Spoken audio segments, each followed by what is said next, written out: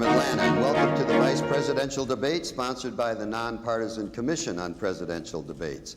It's being held here in the Theater for the Arts on the campus of Georgia Tech. I'm Hal Bruno from ABC News, and I'm going to be moderating tonight's debate. The participants are Republican Vice President Dan Quayle,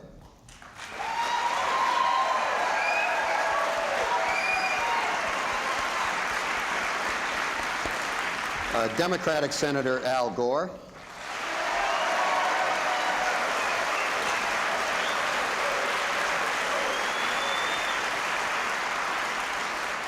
and retired Vice Admiral James Stockdale, who is the vice presidential nominee for independent candidate Ross Perot.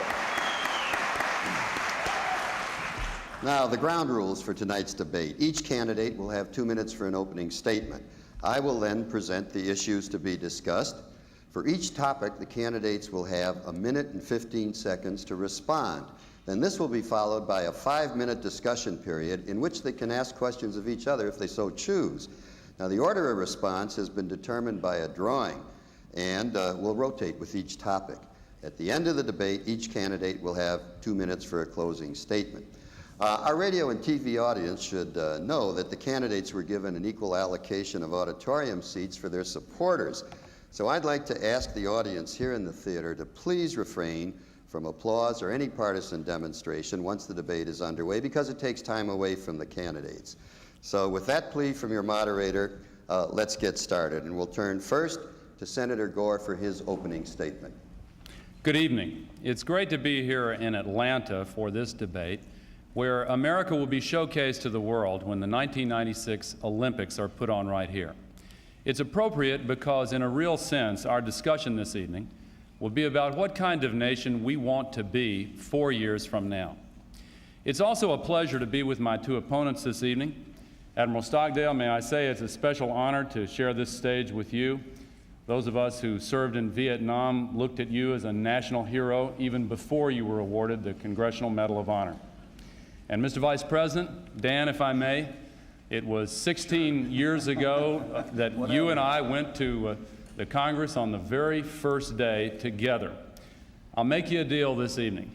If you don't try to compare George Bush to Harry Truman, I won't compare you to Jack Kennedy. You remember the last time someone compared themselves to Jack Kennedy? You remember what they said? Harry Truman, it's worth remembering, assumed the presidency when Franklin Roosevelt died here in Georgia. Only one of many occasions when fate thrust a vice president into the Oval Office in a time of crisis. It's something to think about during the debate this evening. But our real discussion is going to be about change.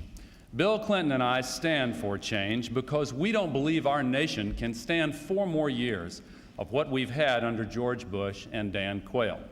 When the recession came, they were like a deer caught in the headlights, paralyzed into inaction, blinded to the suffering and pain of bankruptcies and people who are unemployed.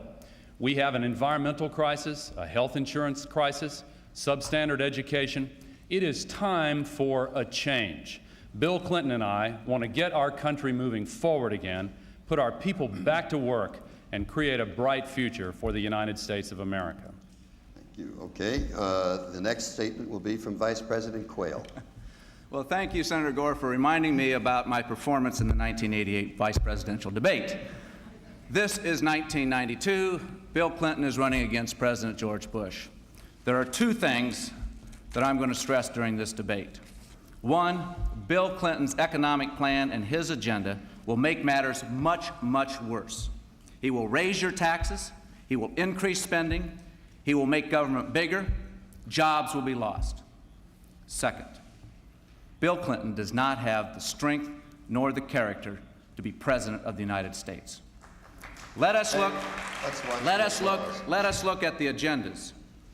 President Bush wants to hold the line on taxes, Bill Clinton wants to raise taxes. President Bush is for a balanced budget amendment, Bill Clinton is opposed to it. We want to reform the legal system because it's too costly. Bill Clinton wants the status quo. We want to reform the health care system. Bill Clinton wants to ration health care. Bill Clinton wants to empower government. We want to empower people. In St. Louis, Missouri, In June of this year, Bill Clinton said this: "America is the mockery of the world." He is wrong. At some time during these next 4 years, there is going to be a crisis. There will be an international crisis. I can't tell you where it's going to be. I can't even tell you the circumstances, but it will happen. We need a president who has the experience, who has been tested, who has the integrity and qualifications to handle the crisis. The president has been tested. The president has the integrity and the character. The choice is yours. You need to have a president you can trust. Can you really trust Bill Clinton? Admiral Stockdale, your opening statement, please, sir. Who am I? Why am I here?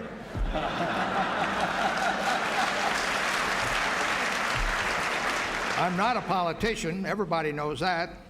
So don't expect me to use the language of the Washington Insider. 37 years in the Navy, and only one of them up there in Washington. And now I'm an academic. The centerpiece of my life was the Vietnam War. I was there the day it started. I led the first bombing raid against North Vietnam. I was there the day it ended, and I was there for everything in between. 10 years in Vietnam, aerial combat, and torture. I know things about the Vietnam War better than anybody in the world. I know some things about the Vietnam War better than anybody in the world. And I know how governments, how American governments can be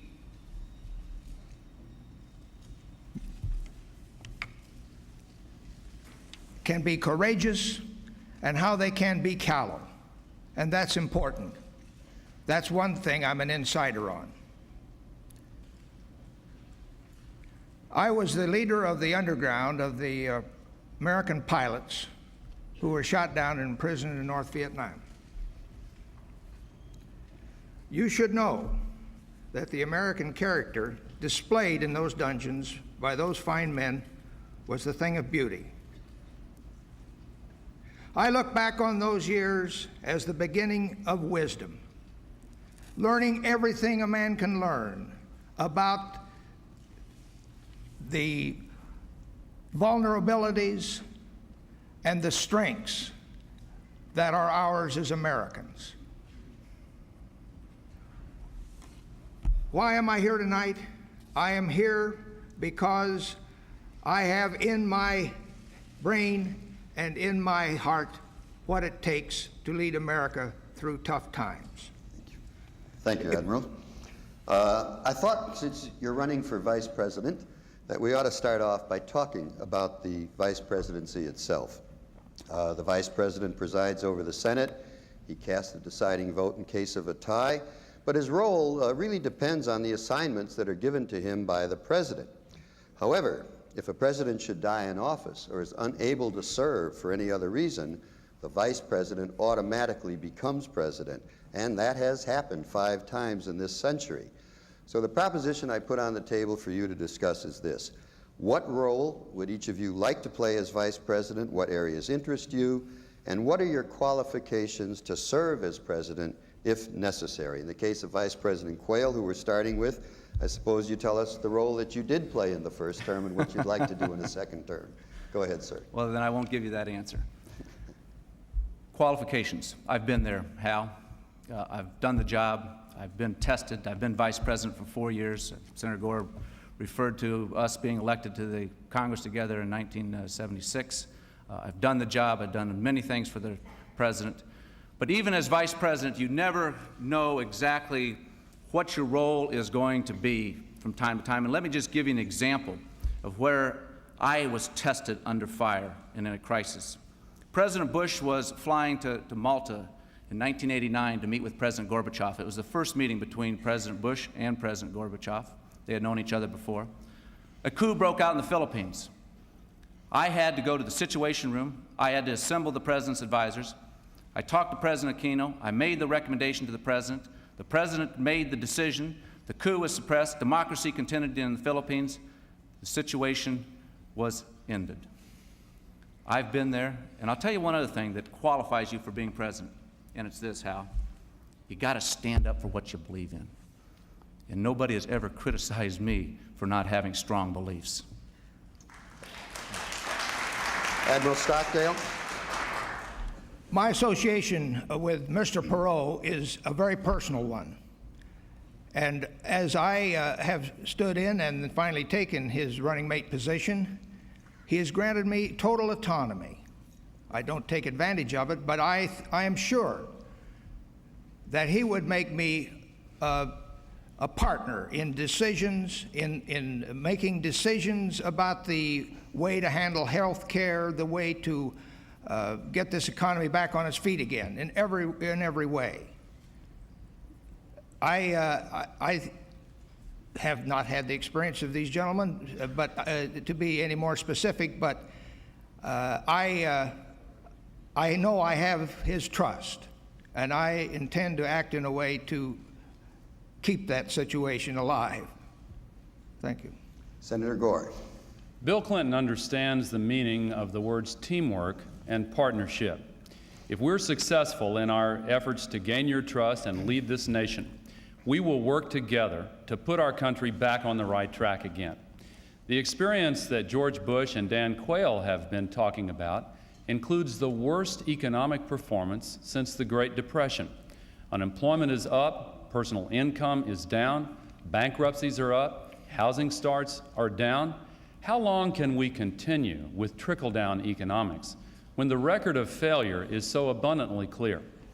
Discussions of the vice presidency tend sometimes to focus on the crisis during which a vice president is thrust into the Oval Office, and indeed 1/3 of the vice presidents who have served have been moved into the White House.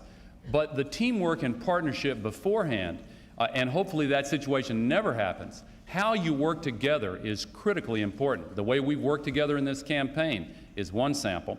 Now, I'd like to say in response to Vice President Quayle, he talked about Malta and the Philippines. George Bush has concentrated on every other country in the world. When are you guys going to start worrying about our people here in the United States of America and get our country moving again? Again, I will ask the audience, please do not applaud. It takes time from the candidates. All right.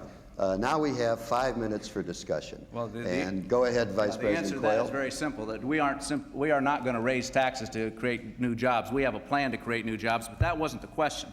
The question dealt with qualifications. Teamwork and partnership may be fine in the Congress, Senator Gore. That's what Congress is all about, compromise, teamwork, working things out. But when you're President of the United States, or when you're Vice President, you have to fill in like I did at the night of the crisis in the Philippines, you've got to make a decision. You've got to make up your mind. Bill Clinton, running for President of the United States, said this about the Persian Gulf War. He said, had I been in the Senate, I would have voted with the majority, if it was a close vote. But I agreed with the arguments of the minority. You can't have it both ways. You have to make a decision. You cannot sit there in an international crisis and sit there and say, well, on one hand, this is okay, and on the other hand, this is okay. You've got to make the decision. President Bush has made the decisions. He's been tested. He's got the experience. He's got the qualification. He's got the integrity to be our president for the next 4 years. Admiral Stockdale, it's your turn to respond next, and then Senator Gore will have his chance to respond. Okay, I thought this was just an open session, this 5-minute thing, and I didn't have anything to add to his, but I will. Well, I'll jump in if you don't. I thought anyone could jump in whenever they wanted to. Okay, whatever pleases you, gentlemen, is fine with me. I'll let y'all figure out. But I want Admiral Stockdale's time. This is not the Senate. This is not the Senate where you can trade off time. Go ahead, I'll Senator let y'all Gore. figure out the rules. I've got some points that I want to make here, and I still haven't gotten an answer to my question on when you guys are going to start worrying about this country. But I want to elaborate on it before. Why doesn't the Democratic Congress pass the President's Jobs Bill? Let him I was say very his thoughts, patient and then you in can come in. letting you get off that string of attacks. We've been listening to trickle-down economics for 12 years now, and y'all still support trickle-down to the very last drop. And you know, talking about this point of concentrating on every other country in the world as opposed to the people of our country right here at home, when George Bush took former Secretary of State Baker out of the State Department and put him in charge of the campaign and made him Chief of Staff in the White House. Mr. Baker, who's quite a capable man, said that for these last 4 years, George Bush was working on the problems of the rest of the world, and in the next 4 years, he would target America. Well, I want you to know we really appreciate that, but Bill Clinton and I will target America from day one. We won't wait 4 years before we concentrate on the problems in this country. He went on to say that it's really amazing what George Bush can do when he concentrates. Well, it's time that we had a president like Bill Clinton who can concentrate and will concentrate and work on the problems of real people in this country. You know, our country is in trouble. We simply cannot continue with this philosophy of giving huge tax cuts to the very wealthy, raising taxes on middle-income families the way Bush and Quayle have done, and then waiting for it to work. How much longer will it take, Dan, for trickle-down economics to work in your theory? Well, we're going to have plenty of time to talk about trickle-down government, which you're for. Well, I'd like to hear the answer. But the question is, which you have failed to address, and that is, why is Bill Clinton qualified to be president of the United States? You've talked about Jim Baker. You've talked about trickle-down economics. You've talked about the worst economy in 50 years. You haven't told us one reason why Bill Clinton is qualified to be president of the United States. I'll be happy to. I want to go back and make a point. Well, you've asked me a question. If you don't answer my question, I will answer yours. I've made a statement. I have not asked a question. I've made a statement that you have not told us why Bill Clinton is qualified to be president of the United States. I pointed out what he said about the Persian Gulf War. But let me repeat it for you. Here's what he said, Senator. You know full well what he said. You want me to answer your question? I'm making a statement, then you can answer it. All right. Can we give Admiral Stockdale a chance to come in here, please? And again, audience. Here's what he said. If the vote, I mean, this is the Persian Gulf War, the most important event in his political lifetime. And here's what Bill Clinton says. If it was a close vote, I'd vote with the majority. Let's give Admiral Stockdale a chance to come in. That qualifies you for being president of the United States. I hope America is listening very closely to this debate tonight. And I think America is seeing right now the reason this nation is in gridlock.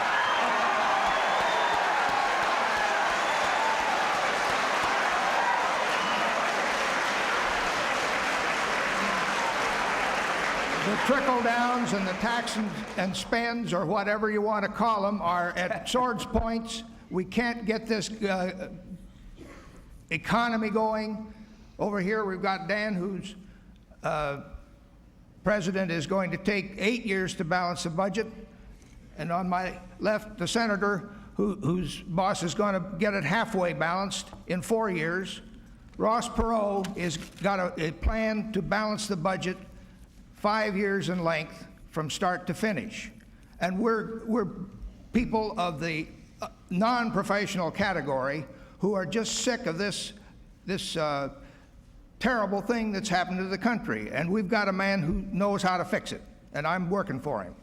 I was a little bit worried that there might not be a free-flowing discussion tonight. Thanks for Let's move on to the economy. Specifically, the economy was talked about at great length the other night in the presidential debate. Let's talk about a very particular aspect of the economy, and that is getting people back to work. For the average person, the great fear is losing his or her job, and many Americans have lost jobs in this recession, which also means a loss of benefits, the loss of a home, a destruction of a family's security. Specifically, how would your administration go about getting people back to work, and how long is it going to take? And we start with Admiral Stockdale. The lifeblood of our economy is investment.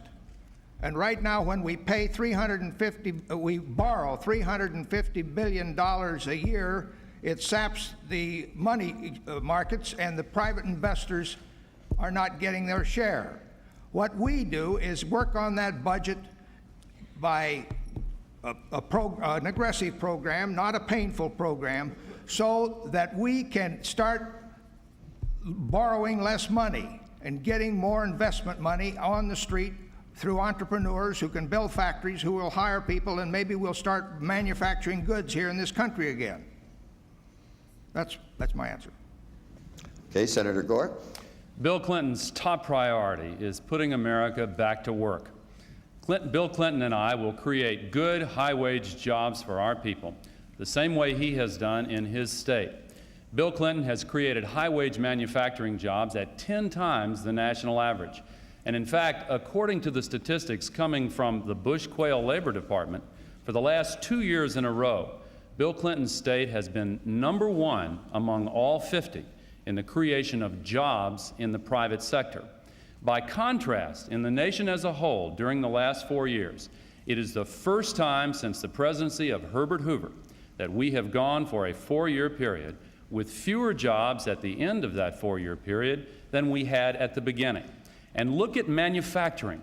We have lost 1.4 million jobs in manufacturing under George Bush and Dan Quayle. They have even, we learned 2 weeks ago, taken our tax dollars and subsidized the moving of U.S. factories to foreign countries. Now, don't deny it, because 60 Minutes and Nightline and the nation's newspapers have investigated this very carefully. When are you going to stop using our tax dollars to shut down American factories and move them to foreign countries and throw Americans out of work? Vice President Quayle. Senator, don't always believe what you see on television. Let me tell you, the media have been wrong before. We have never subsidized any country or any company to move from the United States to Latin America. You know full well the Caribbean Basin Initiative. You've supported that. No. That is a program there. I vote against it. You have voted for it in your record? No. Okay, well, we're going to have a lot of interesting debate after this debate. Our people will be glad to furnish the press, if they're interested, in Senator Gore's voting record on the Caribbean Basin Initiative. But let's talk. You know, you keep talking about trickle-down economics and all this stuff about the worst economy since Hoover. It is a bad economy. It's a tough economy. The question isn't it's not who you're going to blame. What are you going to do about it? Your proposal is to raise $150 billion in taxes, to raise $220 billion in new spending. No. How is raising taxes going to help small business? How is raising taxes going to help the farmer? How is raising taxes going to help the consumer of America? I submit to you that raising taxes will make matters much, much worse. Okay, Admiral, we now throw it open for discussion. Admiral Stockdale, it's your turn to start the discussion. Well, we've got to clean out the barn, if I may quote my boss, and start getting this investment money on the street so we can get and encourage entrepreneurs to build factories. The program is out there. It's a put together thing that requires some sacrifice, but not excessive.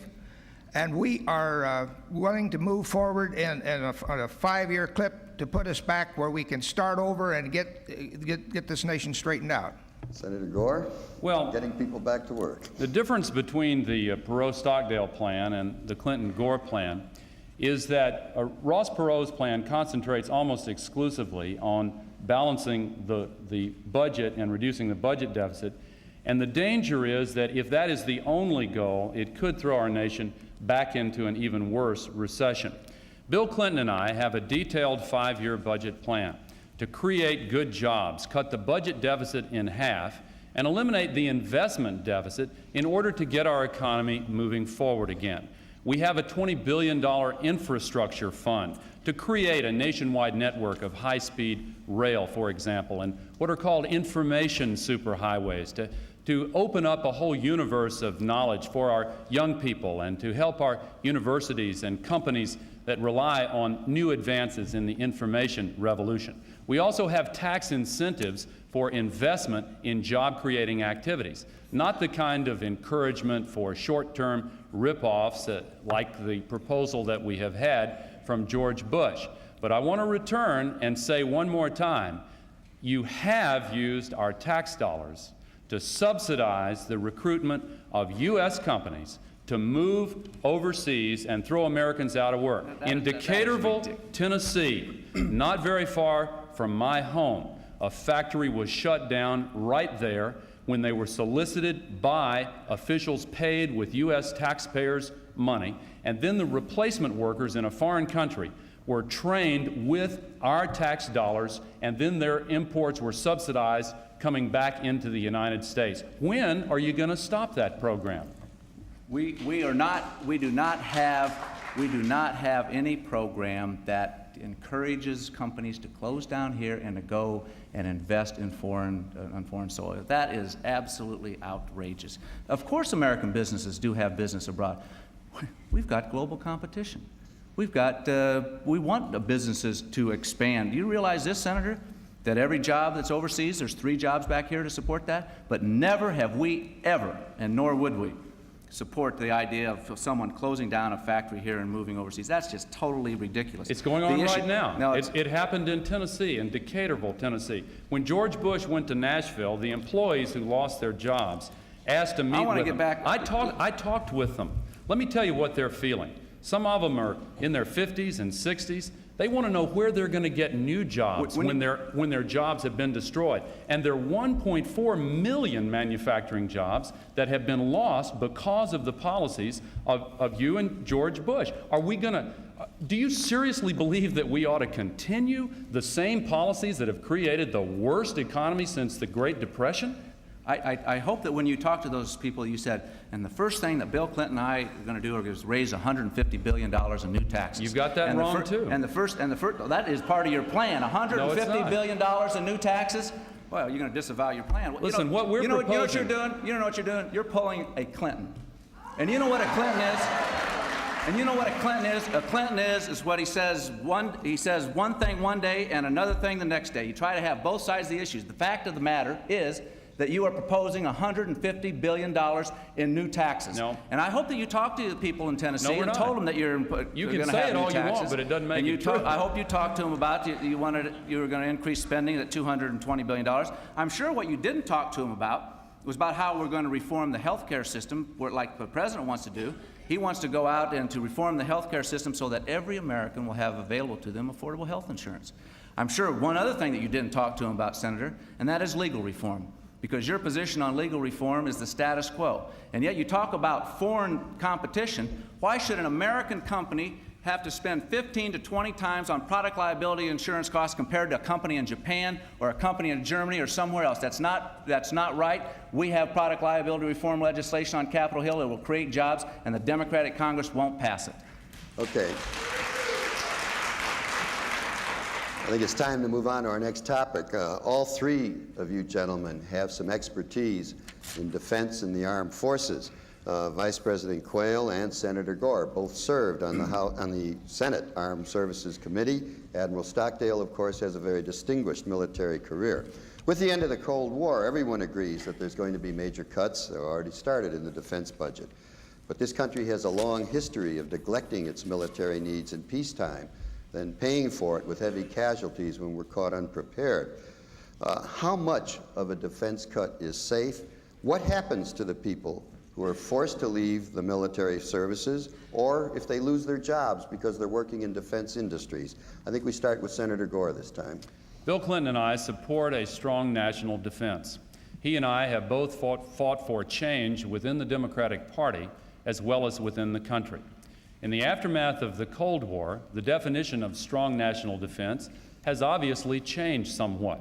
For example, George Bush wants to maintain at least 150,000 American soldiers in Europe, even though World War II ended 50 years ago. Bill Clinton and I agree with so many military experts who believe that it is time for the Europeans, who are so much wealthier now and more powerful than they were at the end of World War II, to start picking up a little more of that tab themselves and not rely so exclusively on the United States taxpayers for the defense of Europe. We believe that we can make savings in our defense budget and at the same time improve our national security.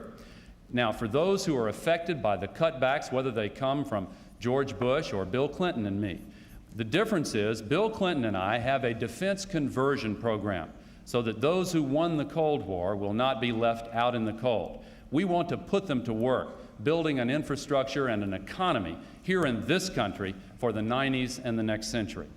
Vice President Quayle. We won the Cold War because we invested in national security.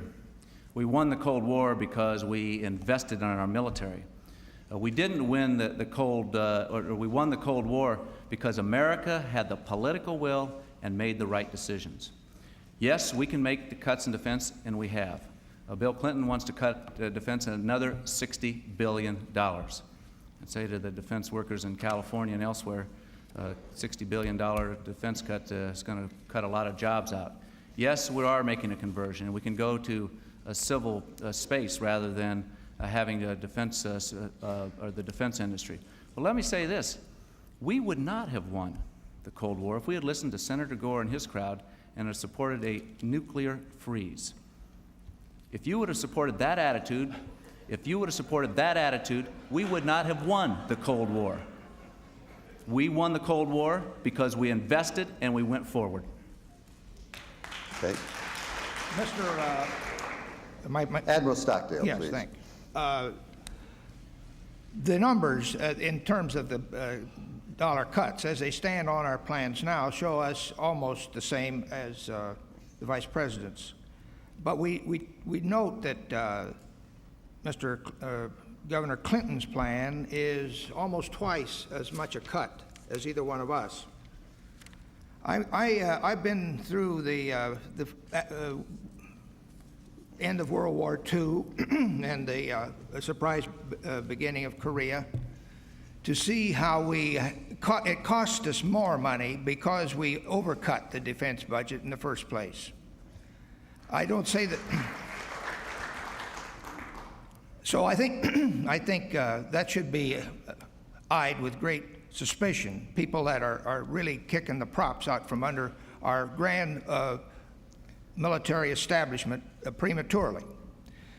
Now, there's other differences between the Perot approach and what we see up here on either side of me, and that has to do with we want to focus our interests, economic and military, more to the Pacific. We figure that we are generally going along with any sort of a troop removal from Europe. So that's still another face of this puzzle.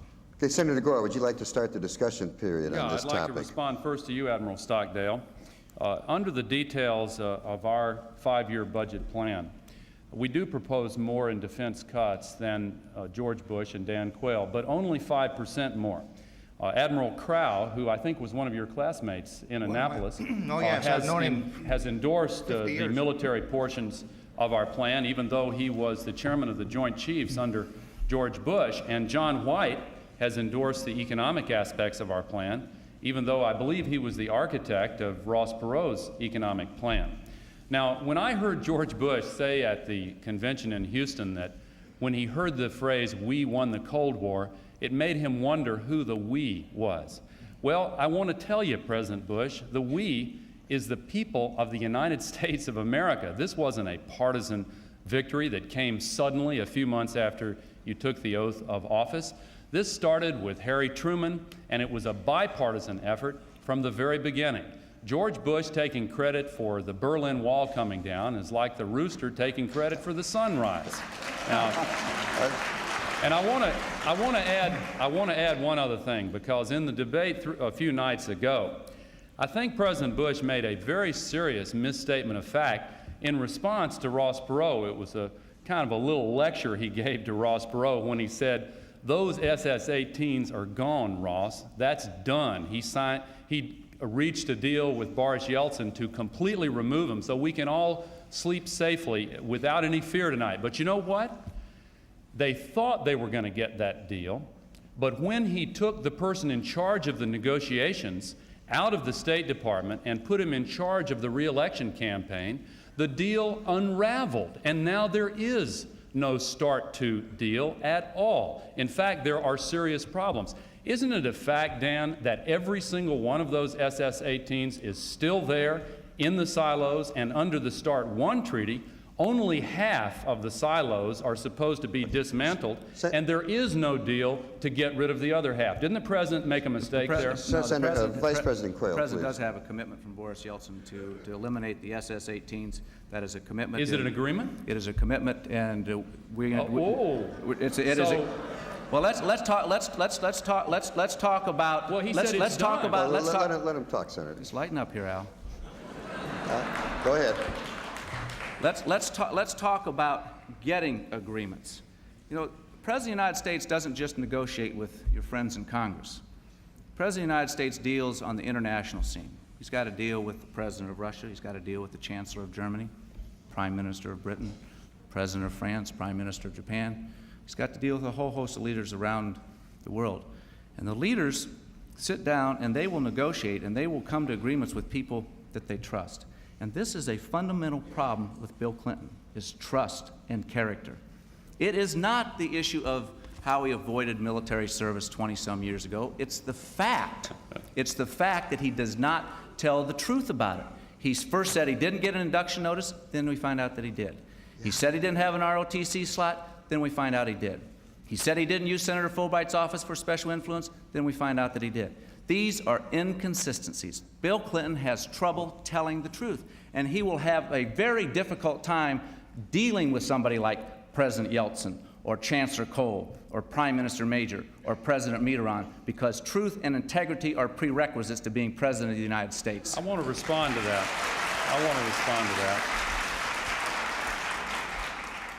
George Bush, in case you've forgotten, Dan, said, "Read my lips, no new taxes." Read my lips. And you know what? I didn't think I was going to hear that tonight. Hold on, let me finish. Okay. He also said he wanted to be the environmental president. Then he went on to say he wanted to be the education president. Then he said that he wouldn't raise taxes again. No, never, ever, ever. Then the next day, his spokesman, Marlin Fitzwater, came out and said, that's not a pledge. Then 2 weeks ago, he said that after the election, if you win, then James Baker's going to go back to be Secretary of State. Then a week later, in the debate a few nights ago, he said, no, after the election, if we win, James Baker is going to be in charge of domestic policy.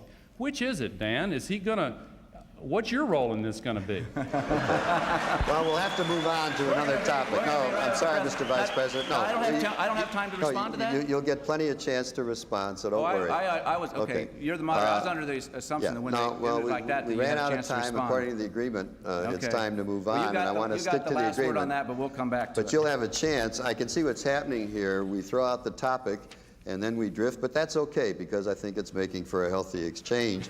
The only thing I would ask I'm enjoying it. The only thing I would ask of you gentlemen is when we get to the discussion period, whoever talks first, be considerate of the others, because you have a tendency to filibuster. Okay, let's go on. Look over there. Okay. I'm not pointing any fingers. Let's talk about the environment. We'll get away from controversy. Everyone wants a safe and clean environment. But there's an ongoing conflict between environmental protection and the need for economic growth and jobs. So the point I throw out on the table is, how do you resolve this conflict between protection of the environment and growth and jobs? And why has it taken so long to deal with basic problems such as toxic waste dumps, clean air, and clean water? And Vice President Quayle, it's your turn to start first. Hal, that's a false choice. You don't have to have a choice between the environment and jobs. You can have both. Look at the President's record. Clean air legislation passed the Democratic Congress because of the leadership of George Bush. It is the most comprehensive Clean Air Act in our history. We are firmly behind preserving our environment, and we have a good record with which to stand.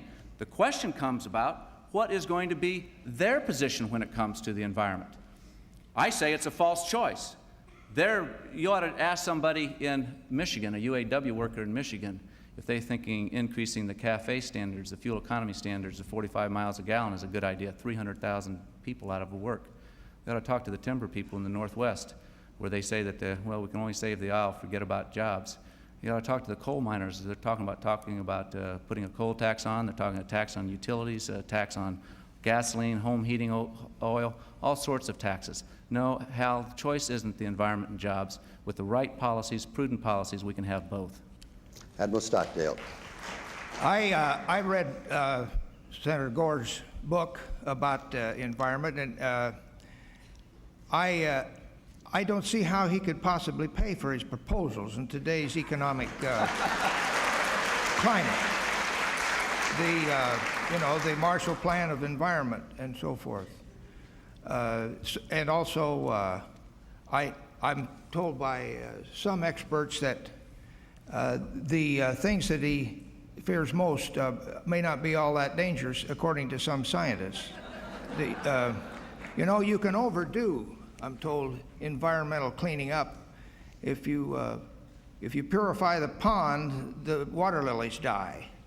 I love this planet and I want it to stay here, but I don't like to have it the private property of fanatics that want to overdo this thing. Senator Gore. Bill Clinton and I believe we can create millions of new jobs by leading the environmental revolution instead of dragging our feet and bringing up the rear. You know, Japan and Germany are both openly proclaiming to the world now that the biggest new market in the history of world business is the market for the new products and technologies that foster economic progress without environmental destruction. Why is the Japanese business organization, the largest one they have, the Keidan-Ren, arguing for tougher environmental standards than those embodied in U.S. law? Why is MITI, their trade organization, calling on all Japanese corporations everywhere in the world to exceed by as much as possible the environmental standards of every country in which they're operating? Well, maybe they're just dumb about business competition, but maybe they know something that George Bush and Dan Quayle don't know, that the future will call for greater efficiency and greater environmental efficiency. This is an issue that touches my basic values. I'm taught in my religious tradition that we are given dominion over the earth, but we're required to be good stewards of the earth, and that means to take care of it.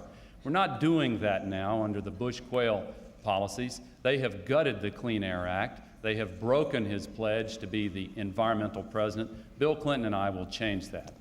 Okay, discussion period now. Again, leave time for each other, please. Vice President Quayle, go ahead. Well, I'm tempted to yield to Admiral Stockdale on this. But the fact of the matter is that one of the proposals that Senator Gore has suggested is to have the taxpayers of America spend $100 billion a year on environmental projects in foreign countries. Just not foreign true. aid. Well, Just Senator, not true. it's in your book on It's page not. 304. No, it's not. It No, is it's there. not. It is No, in it's your not. book. You know, Hal, I wanted to bring the Gore book tonight because I figured he was going to pull a Bill Clinton on me, and he has, because he's going to disavow what's in his book. It's in your book. No. It comes out to $100 billion of foreign aid for environmental projects. All right, let's give him Now, a chance to answer. How are we going to Yeah. pay for it? let- How are we going to pay for an extra $100 billion of the taxpayers' money for this? Dan, I appreciate you reading my book very much, but you've got it wrong. No, I've got There's it no right. such proposal. There is no Okay, such. okay, well, we'll May- find- is- we'll- Let find him out talk, afterwards. Mr. Vice President. Let the senator talk. Go ahead. There is no such proposal. What I have called upon is a cooperative effort by the United States and Europe and Asia to work together in opening up new markets throughout the world for the new technologies that are necessary in order to reconcile the imperatives of economic progress with the imperatives of environmental protection. Take Mexico City for an example. They are shutting down factories right now, not because of their economy, but because they're choking to death on the air pollution. They're banning automobiles some days of the week. Now, what they want is not new laser-guided missile systems. What they want are new engines and new factories and new products that don't pollute the air and the water, but nevertheless allow them to have a decent standard of living for their people. Last year, 35% of our exports went to developing countries, countries where the population is expanding worldwide by as much as 1 billion people every 10 years. We cannot stick our heads in the sand and pretend that we don't face a global environmental crisis.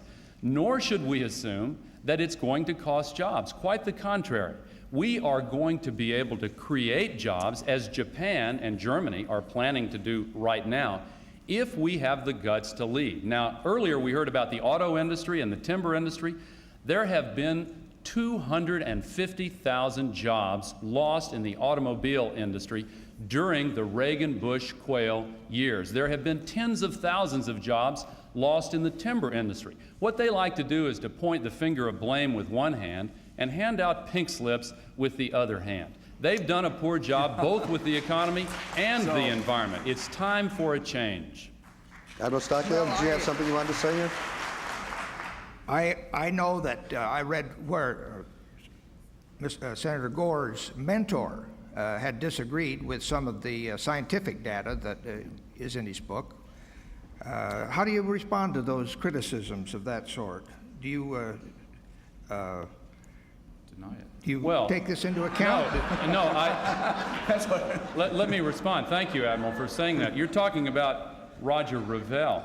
His family wrote a lengthy letter saying how terribly he had been misquoted and had his remarks taken completely out of context just before he died. He believed up until the day he died. No, it's true. I'd ask the He audience died to last stop, year. please. And just before he died, he co-authored an article which had statements taken completely out of context.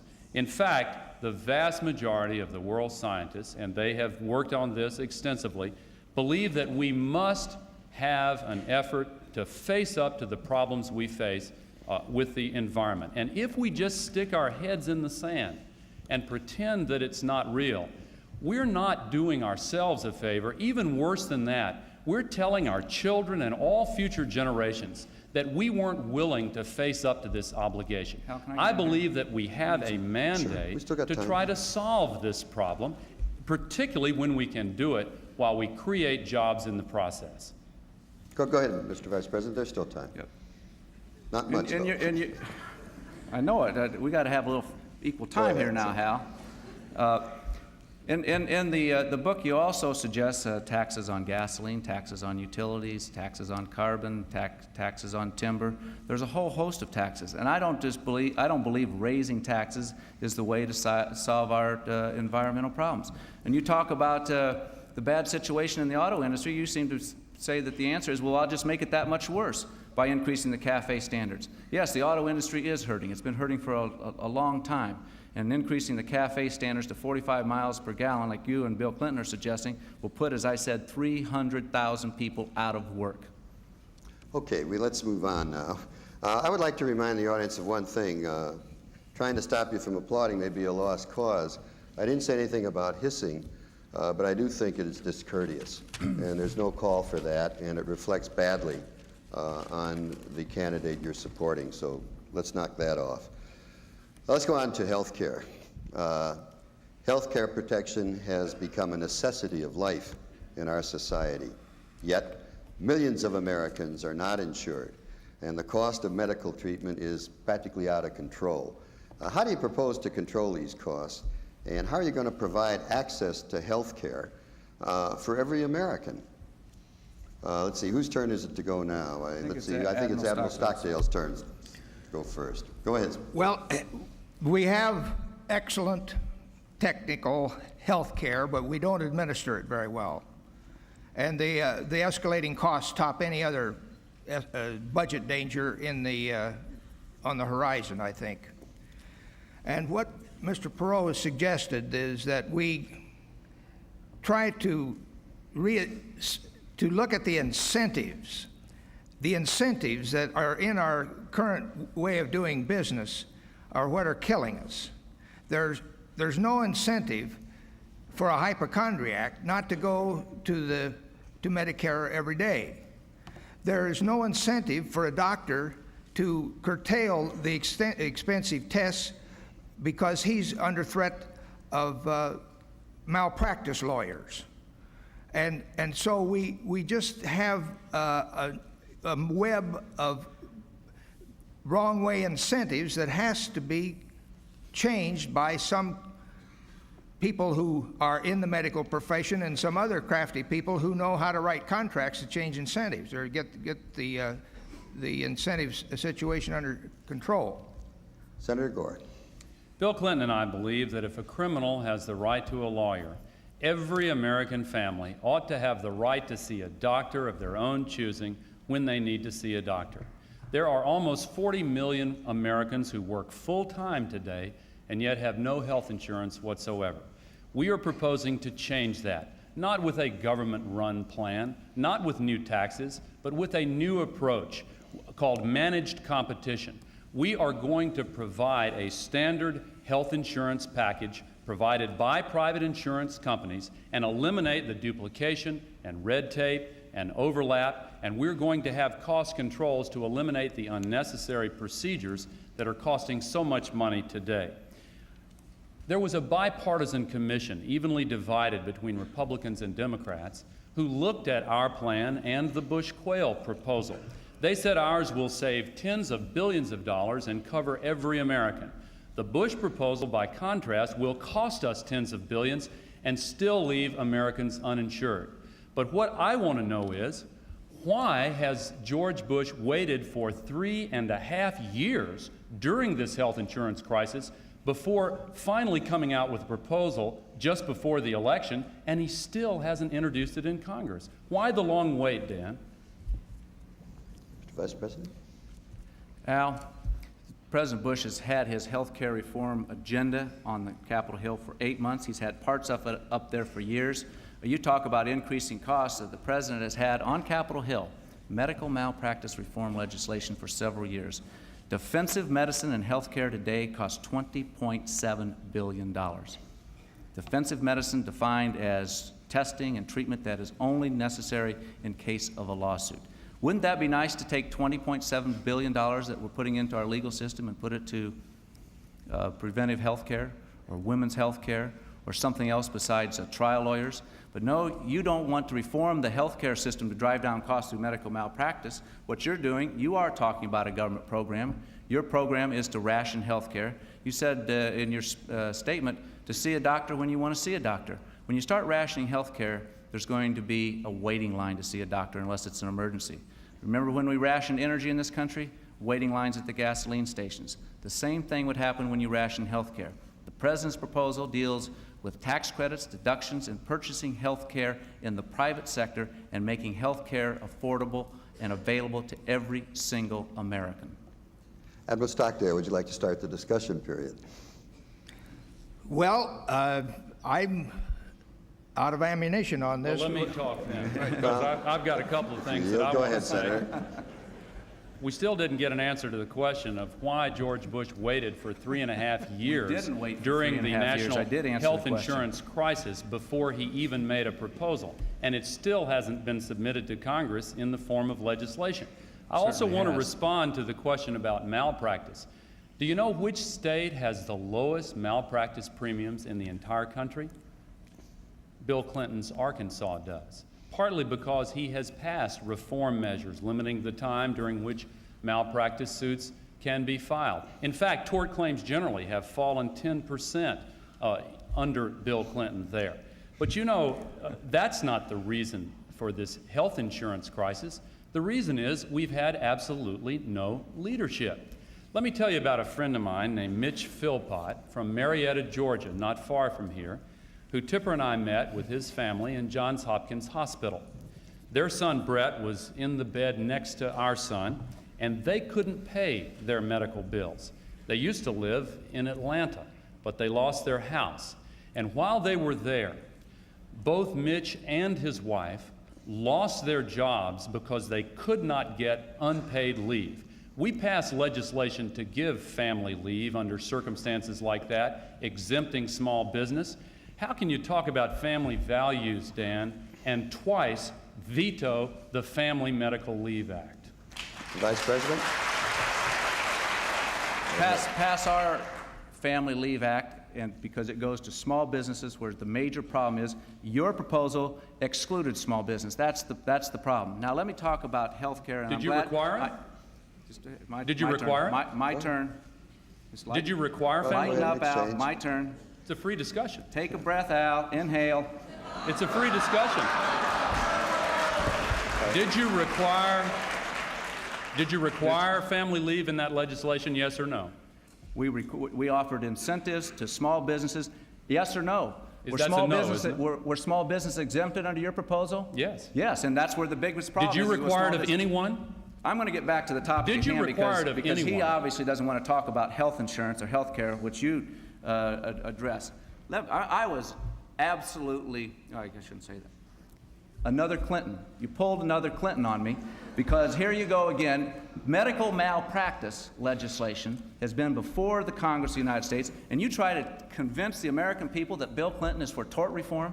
The biggest campaign contributors to your campaign are the trial lawyers of America.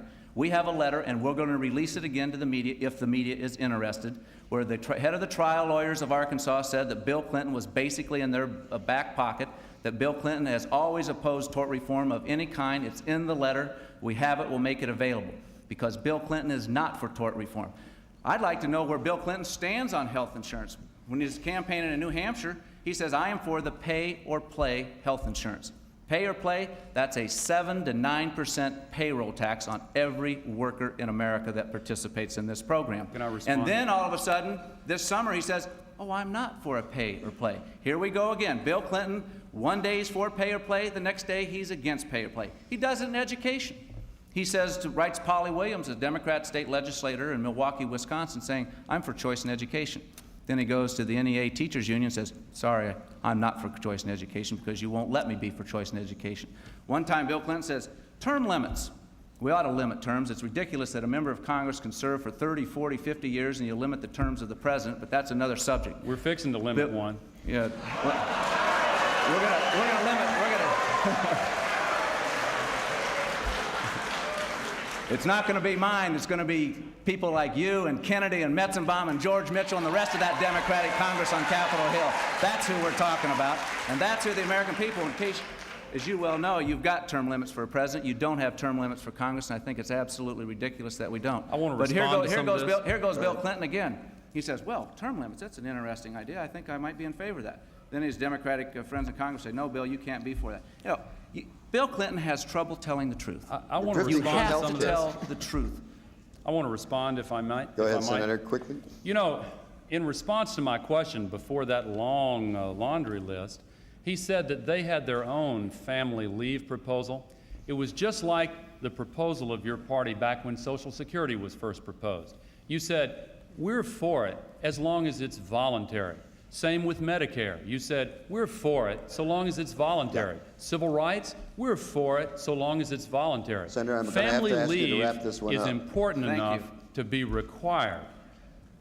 Okay, thanks.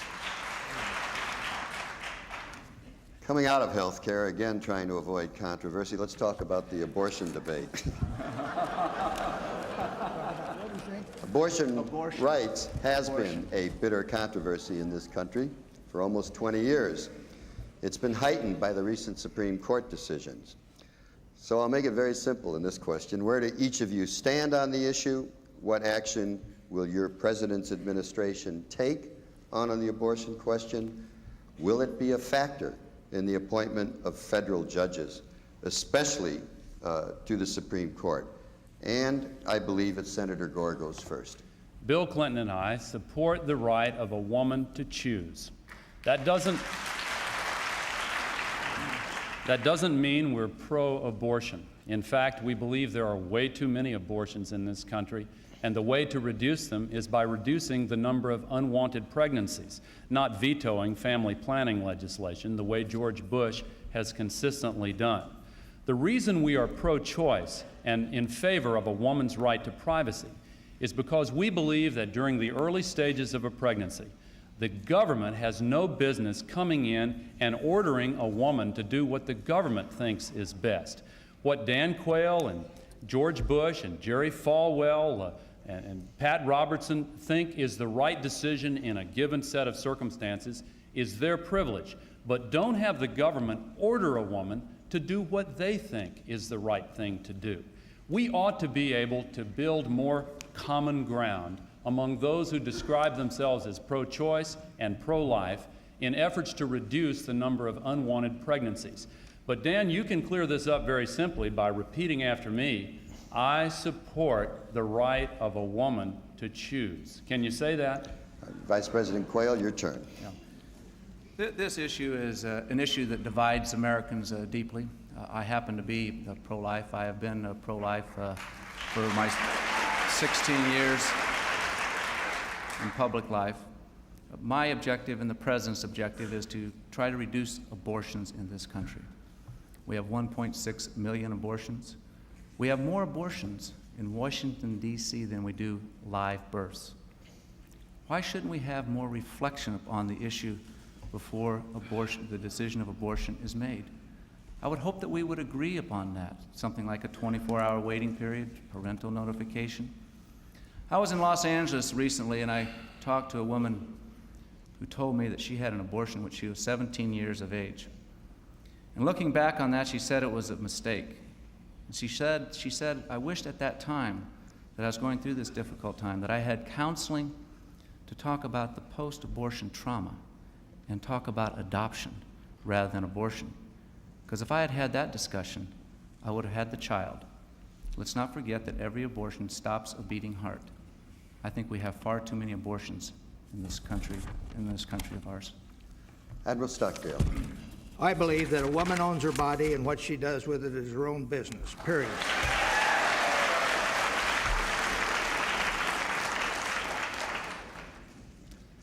Period. That's it?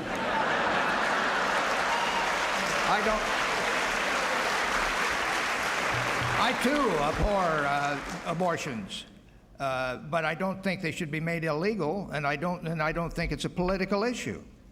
I think it's a privacy issue.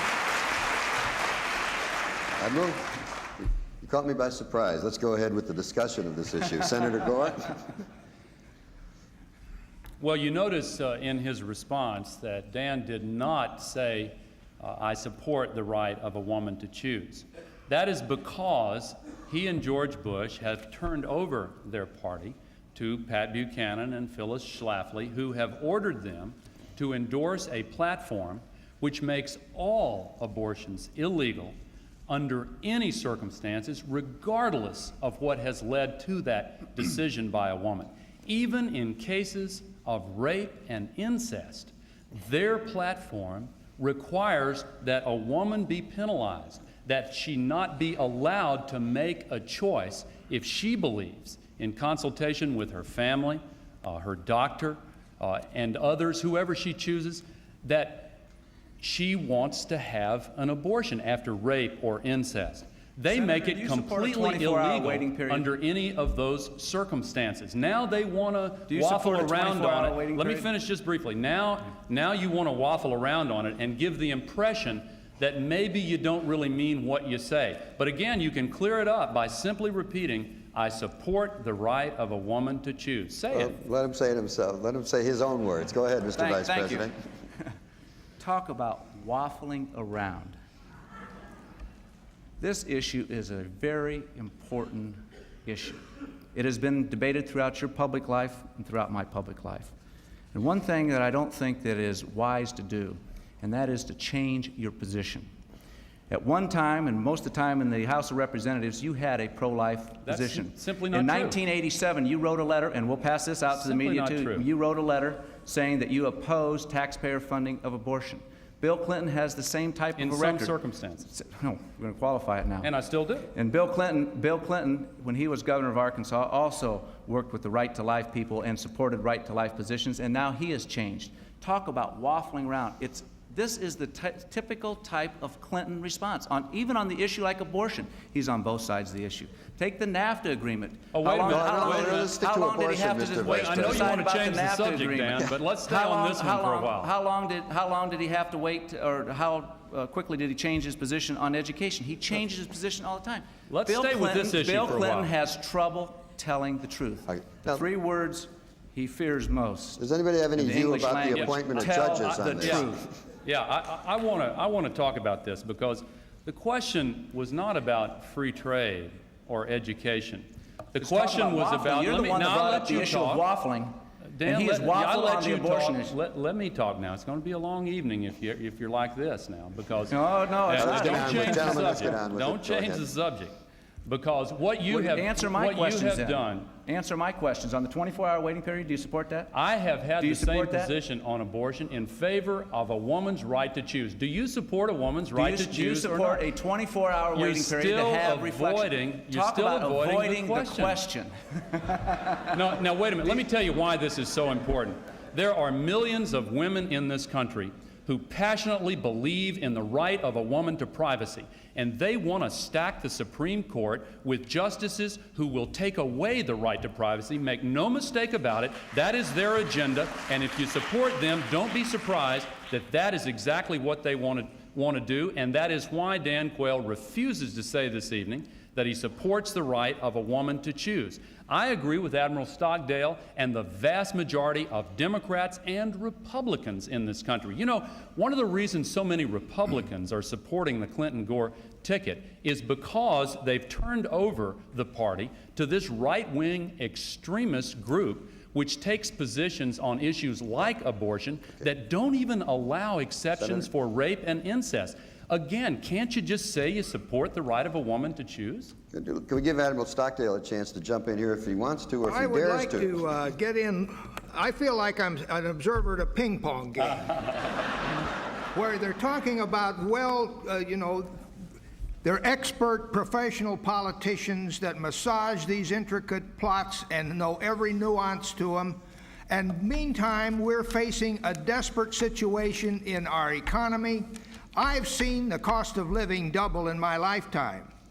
A new granddaughter was born in my family, my granddaughter, 3 weeks ago.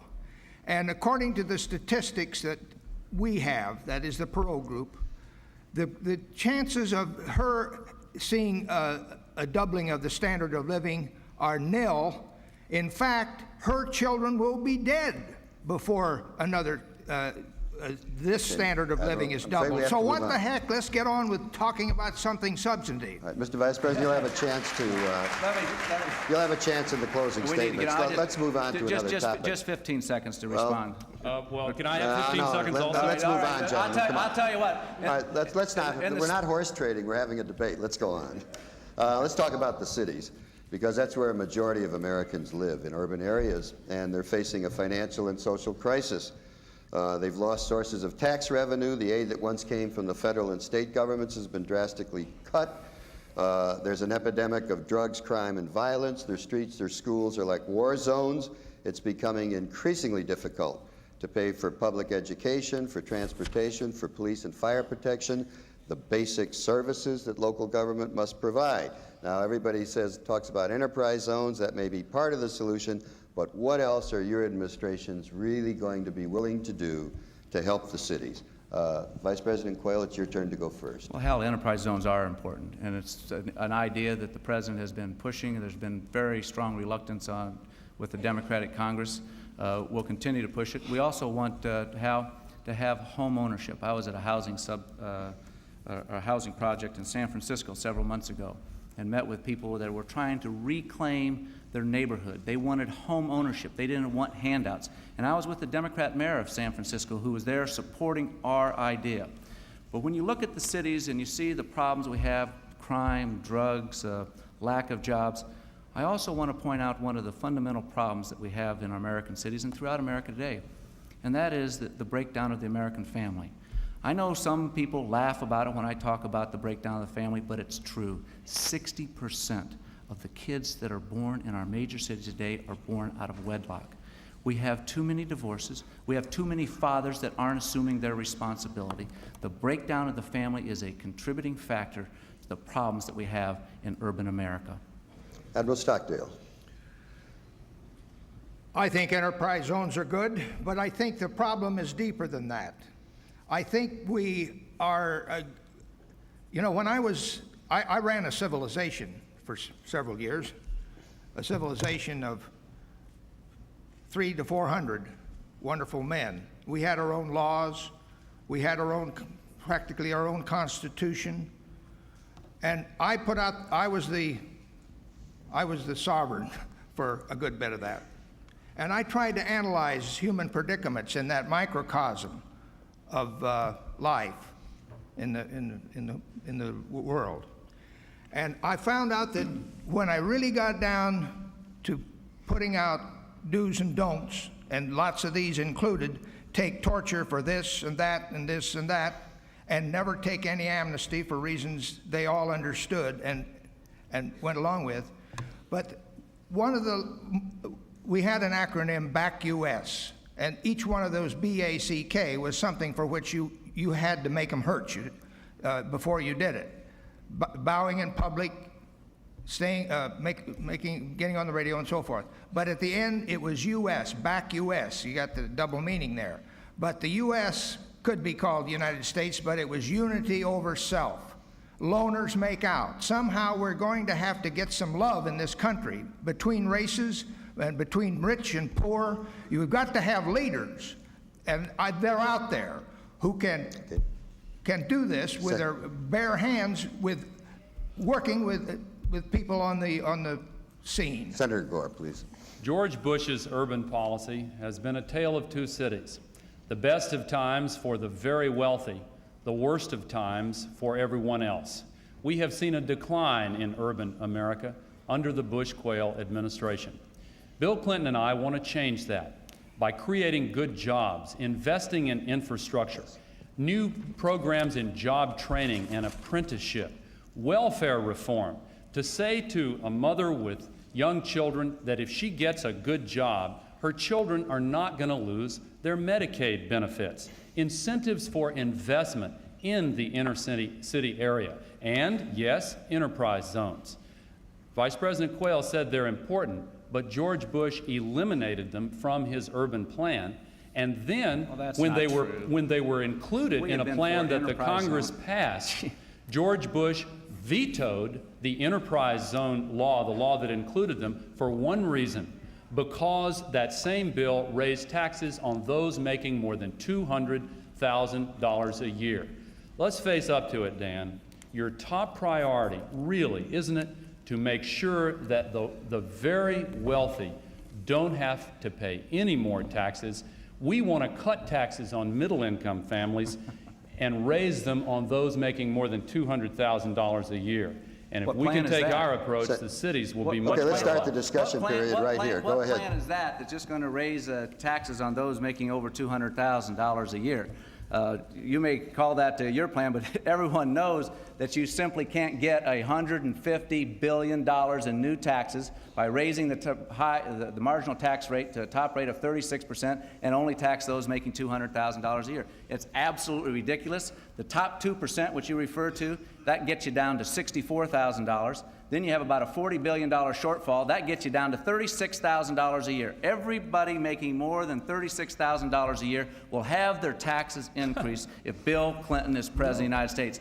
And I don't know how you're going to go to urban America and say that raising taxes is good for you. I don't know how you're going to go to urban America and say, well, the best thing that we want to, or the best thing that we can offer is simply to raise taxes again. This is nothing more than a tax and spend platform. We've seen it before. It doesn't work. Let me tell you about a story.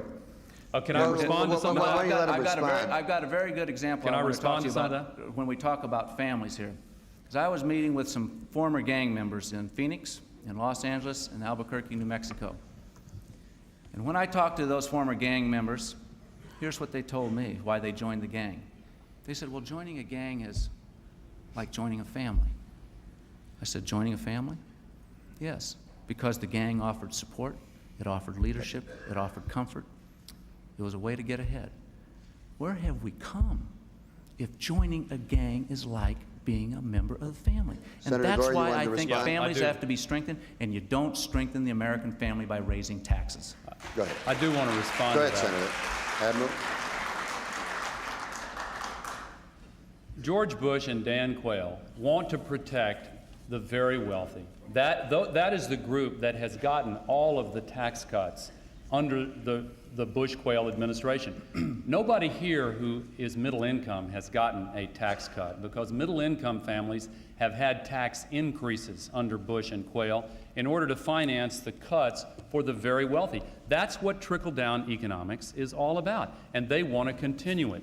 We're proposing to also require foreign corporations to pay the same taxes that American corporations do when they do business here in the United States of America. George Bush has not been willing to enforce the laws and collect those taxes. We want to close that loophole and raise more money in that way. Can we stick to when the you talk cities, about, sir? excuse me? Stick to the cities. All right. Well, he talked about ways to raise money to help the cities. What we're proposing is to invest in the infrastructure in cities and have targeted tax incentives for investment right in inner city areas. The enterprise zones represent a part of our proposal also, and strengthening the family through welfare reform. And you know, the Bush administration has vetoed family leave. They have cut childhood immunization and college aid.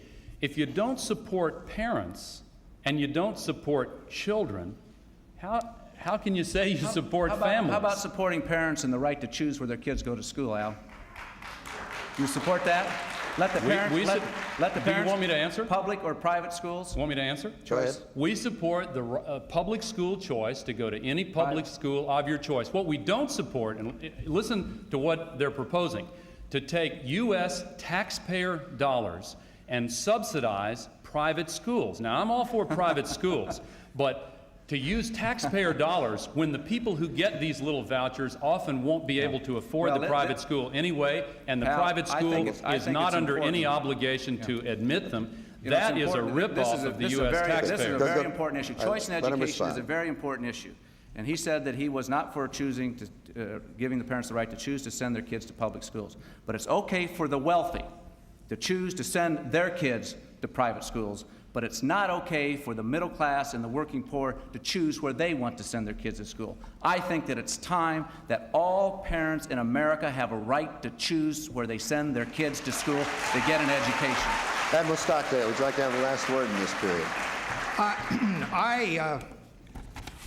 I come down on the side of freedom of school choice.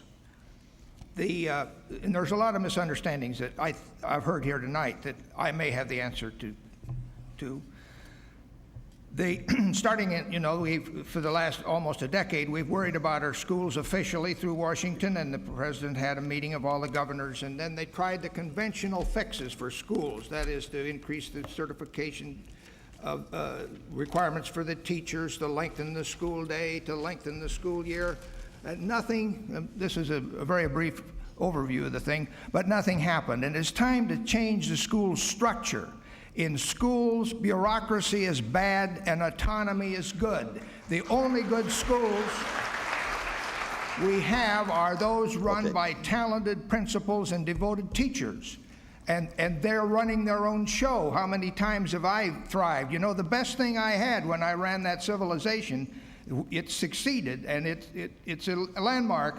The best thing I had going for me was I had no contact with Washington for all those years.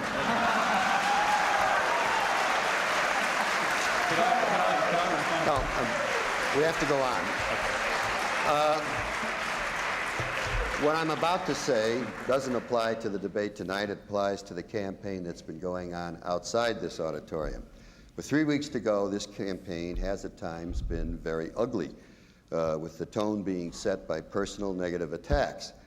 As candidates, how does it look from your viewpoint, and are these tactics really necessary? Admiral Stockdale, it's your turn to go first. I didn't have my hearing aid turned on. Tell me again. I was saying that at times this campaign has been very ugly with personal negative attacks. As a candidate, how does it look from where you are, and are these tactics really necessary?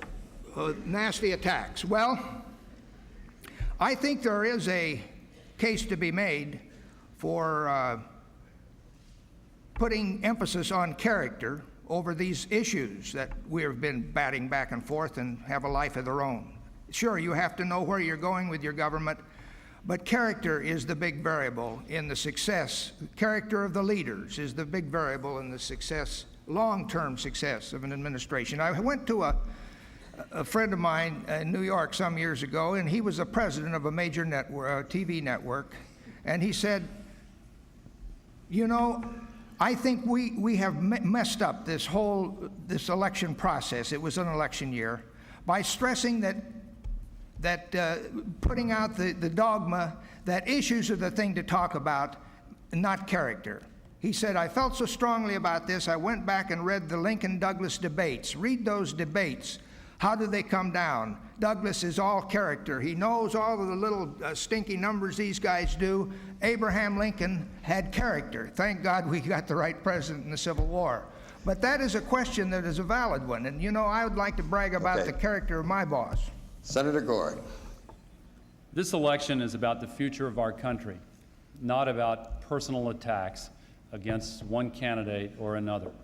Our nation is in trouble, and it is appalling to me that with 10 million Americans out of work, with the rest working harder for less money than they did 4 years ago, with the loss of 1.4 million manufacturing jobs in our nation, with a health care crisis, a crisis of crime and drugs and AIDS, substandard education, that George Bush would constantly try to level personal attacks at his opponent. Now, this, of course, just reached a new low last week when he resorted to a classic McCarthyite technique of trying to smear Bill Clinton over a trip that he took as a student, along with lots of other Rhodes Scholars who were invited to go to Russia. It's a classic McCarthyite smear technique. I think the President of the United States ought to apologize. I think that he insulted the intelligence of the American people, and I'm awful proud that the American people rejected that tactic so overwhelmingly that he decided he had made a mistake. Do you think it was a mistake too, Dan? Okay. Vice President Quayle. Let me answer the question. Hal, you said, and I wrote it down here, personal negative attacks. Has anyone been reading my press clippings for the last 4 years?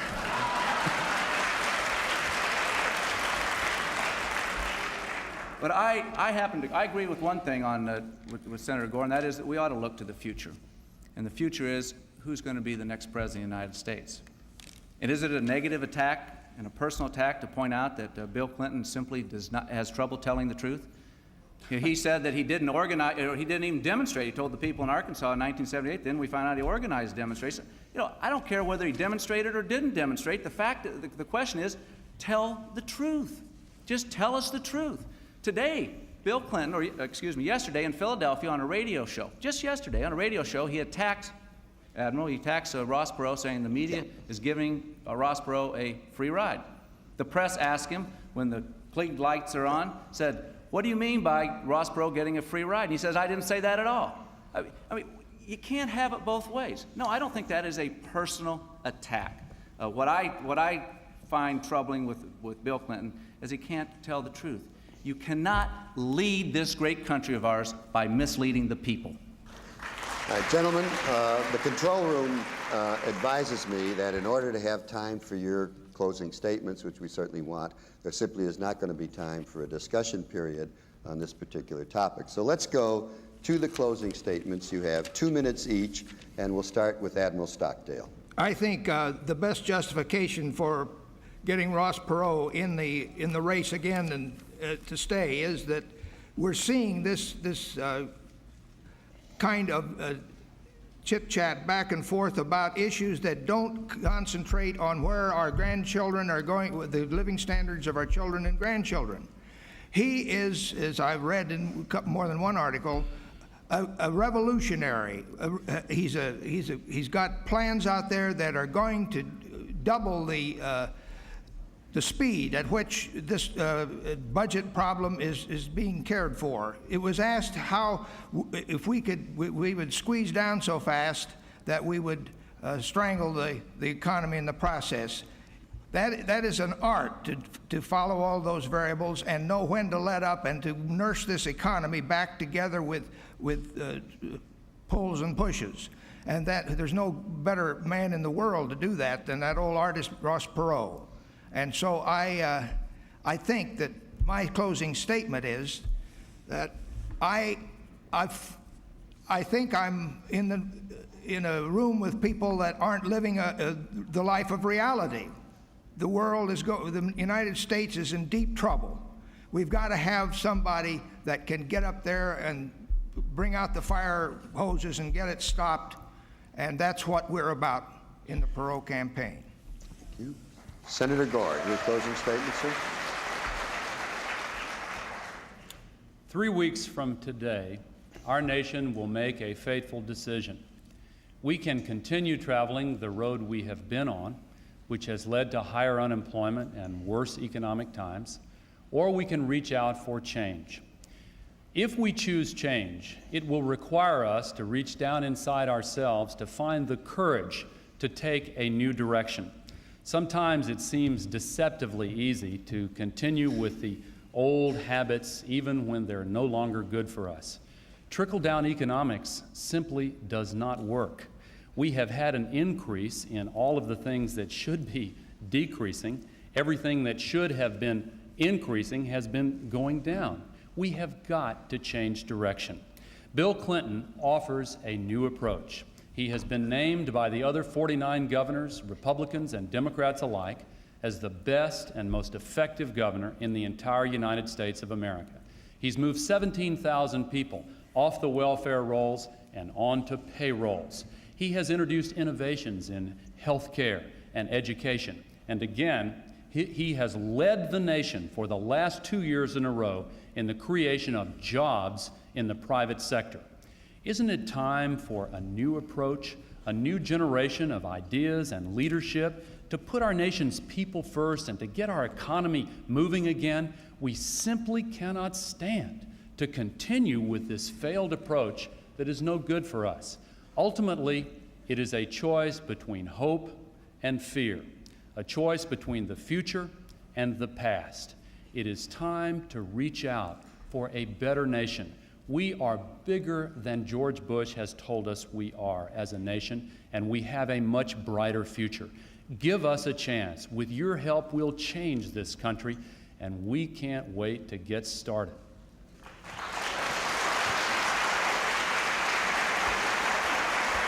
Vice President Quayle.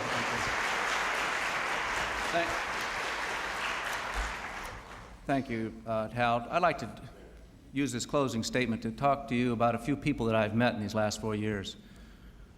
Think of a woman in Chicago when I was talking to parents about education, where she stood up and said, "I'm sick and tired of these schools and this city being nothing but a factory for failure." And that's why we support choice in education. I was in Beaumont, Texas, and met with small business people, and they wanted to reform the civil justice system because they think our legal system costs too much and there's too much of a delay in getting an answer. I was in Middletown, Ohio, talking to a welfare woman where she said, "I want to go back to work and I had a job offered to me, but I'm not going to take it because I have 2 children at home and the job that is offered to me doesn't have health insurance." Under President Bush's health care reform package, that woman won't have to make a choice about going back to work or health care for her children because she'll have both. I was in Vilnius, Lithuania, Independence Square, speaking to 10,000 people in the middle of winter. Hundreds of people came up to me and said, "God bless America." Yes, in the next 4 years, as I said, somewhere, sometime, there's going to be a crisis. And you need to have a president that is qualified, has the experience, and has been tested. Not one time during this evening, during 90 minutes, did Al Gore tell us why Bill Clinton is qualified to be president. He never answered my charges that Bill Clinton has trouble telling the truth. The choice is yours. The American people should demand that their president tell the truth. Do you really believe Bill Clinton will tell the truth? And do you trust Bill Clinton to be your president? Well,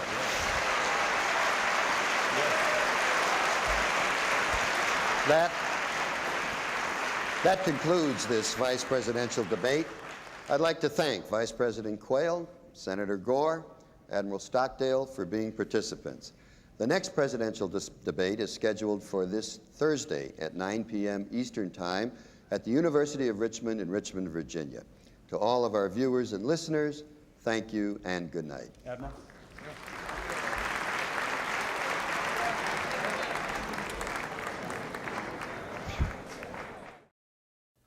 I've just been told that both candidates are here, and it is my pleasure to introduce to you Connecticut Senator Joseph Lieberman.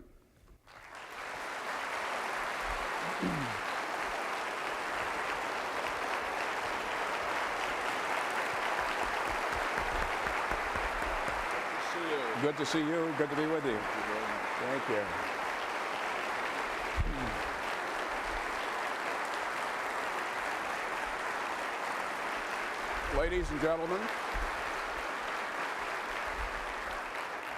Ladies and gentlemen, I have another pleasure, that of introducing you to former Defense Secretary Dick Cheney.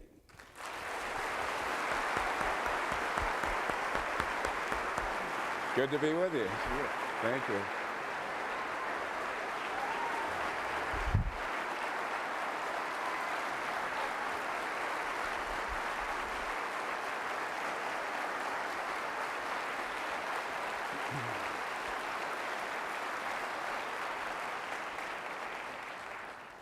They tell me we've got about 7 minutes, so yeah.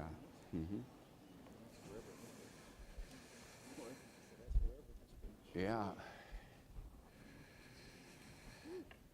Well, it's good to finally be together with you again. Yeah. Yeah.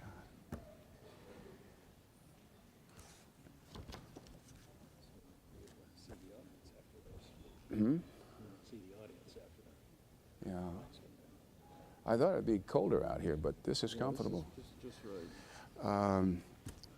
You know, I've got a lot of territory to cover tonight, and I hope we can move with dispatch. Short answers? Well, no, each of you has 2 minutes to respond to a question and to comment on or rebut, but there's a crosstalk discussion where you each have 2 minutes. You can talk for 2 minutes, but if we can move along, we'll cover a lot of territory. After the first 2 minutes on each side, are you intending to do follow-up questions? Now, it's at my discretion, as I listen to you very, very carefully. If I think something should be expanded on, or if one of you is just seized with, you know, unstoppable passion, Yes. then, Stop us. you know, but I think we'll cover a lot of questions. I think so. Fine. Let me just make certain that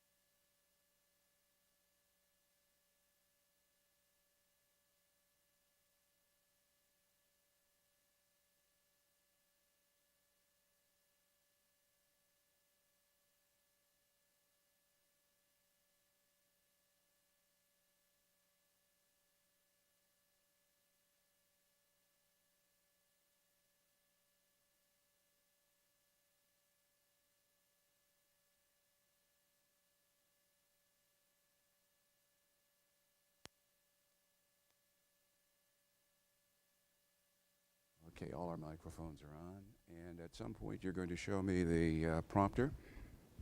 Right now it's shielded.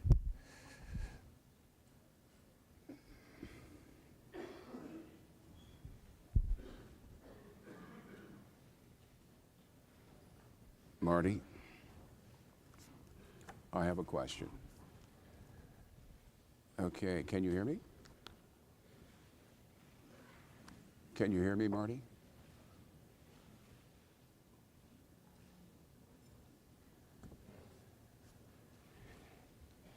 Can you hear me?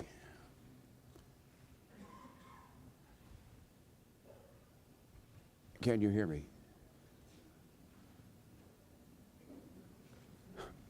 Nothing like live television. Yeah. I need this prompter on. I can hear you. Can you hear me? Can you hear me? I need the prompter on. It's shielded right now.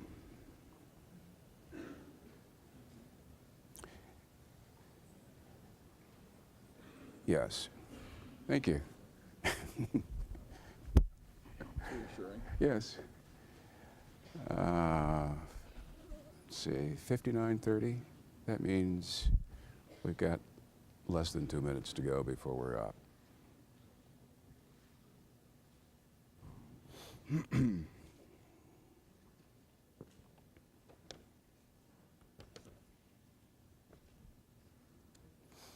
They told me not to have a lot of papers, as if having a lot of papers is important tonight. They told us we couldn't have any. Really? Yeah. My attitude is that Bring that big book with you.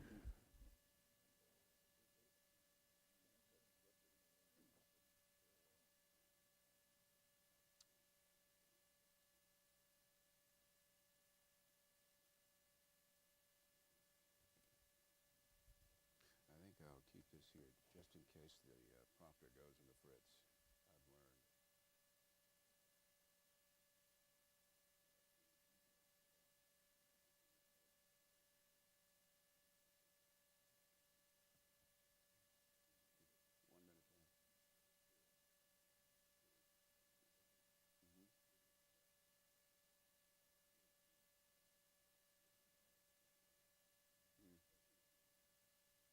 I always like to have my copy right in my hand.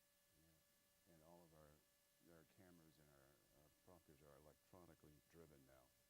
And no, I don't trust them. I don't trust them. I'm old-fashioned that way.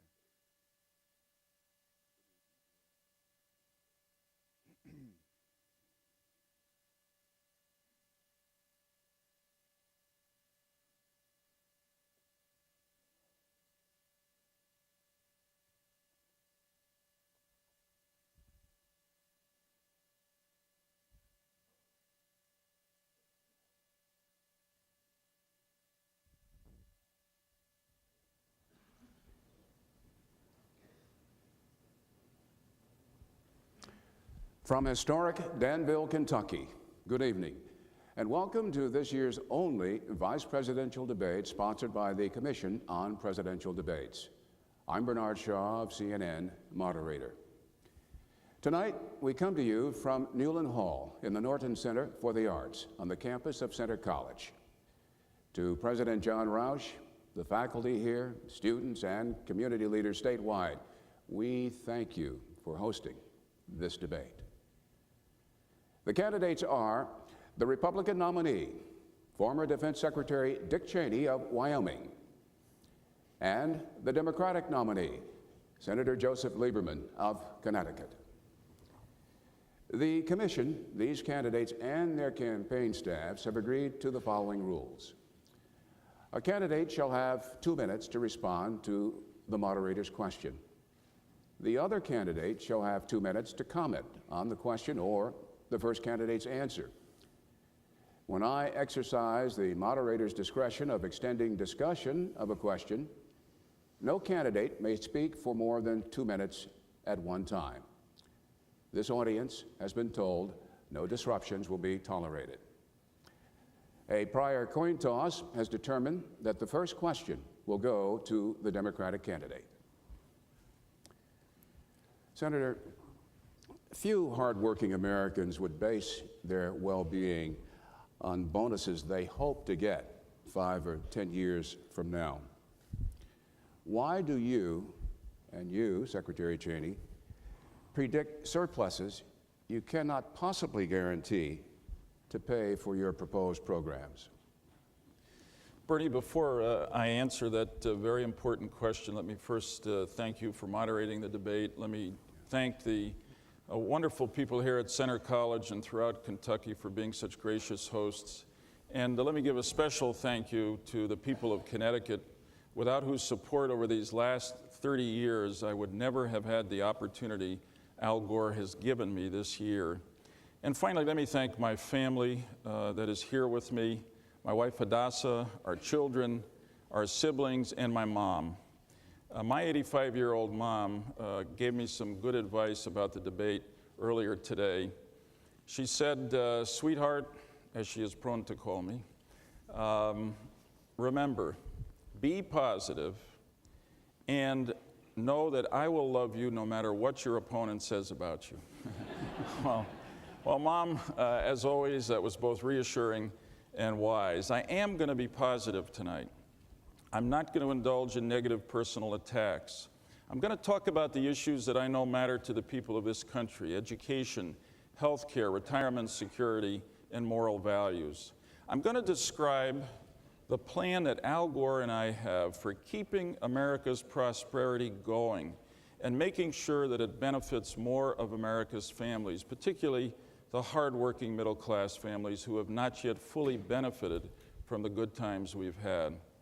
And Bernie, I'm going to explain tonight how we're going to do all this and remain fiscally responsible. Let me briefly get to your question. You have about 10 seconds. All right. We're not spending any more than is projected by the experts. In fact, unlike our opponents, we're setting aside $300 billion in a reserve fund just in case those projections the nonpartisan experts make are not quite right. We understand that balancing the budget, keeping America out of debt, is a way to keep interest rates down and the economy growing. Secretary Cheney. Well, I too want to join in thanking the folks here in Center College in Danville, Kentucky, for sponsoring this and making all of this possible. And I am delighted to be here tonight with you, Joe. And I too want to avoid any personal attacks. I promise not to bring up your singing. So I promise not to sing. Okay. Good. I think this is an extraordinarily important decision we're going to make on November 7th. We're really going to choose between what I consider to be an old way of governing ourselves, of high levels of spending, high taxes, ever more intrusive bureaucracy, or a new course, a new era, if you will, and Governor Bush and I want to offer that new course of action. With respect to the surplus, Bernie, we've got to make some kind of forecast. We can't make 12-month decisions in this business. We're talking about the kinds of fundamental changes in programs and government that are going to affect people's lives for the next 25 or 30 years. And while it may be a little risky in some respects from an economic standpoint to try to forecast surpluses, I think it's you have to make some planning assumption in which to proceed. We care a great deal about the issues that are at stake here, and one of the difficulties we have, frankly, is that for the last 8 years we've ignored a lot of these problems. We haven't moved aggressively on Social Security. We haven't moved, for example, on Medicare. There are important issues out there that need to be resolved, and it's important for us to get on with that business, and that's what Governor Bush and I want to do. You alluded to problems. There's no magic bullet, Secretary Cheney, in this question to you. No magic bullets to solve the problems of public education, but what's the next best solution? Well, I think public education is the solution. Our desire is to find ways to reform our educational system, to return it to its former glory. I'm a product of public schools. My family, my wife and daughters all went to public schools. We believe very much in the public school system. But if you look at where we are from the standpoint of the nation, recent exams, for example, the National Assessment of Educational Progress, independent, nonpartisan testing service shows that there's been no progress on reading scores in the last 8 years, almost no progress on math. The achievement gap between minority and non-minority students is as big as it's ever been. We've had a significant increase in spending for education nationwide, but it's produced almost no positive results. That's really unacceptable from our standpoint, because if you look at it and think about it, we now have in our most disadvantaged communities, nearly 70% of our fourth graders can't read at basic level. We've graduated 15 million kids from high school in the last 15 years who can't read at basic level. They are permanently sentenced to a lifetime of failure. And what we want to do, what Governor Bush and I want to do, is to change that. We think we know how to do it. Governor Bush has done it in Texas. We want to emphasize local control so that the people here in Danville, Kentucky decide what's best for their kids. We want to insist on high standards. One of the worst things we can do is fail to establish high standards. In effect, to say to a youngster, because of their ethnic background or their income level, we don't have the same kind of expectations from you that we have from everybody else.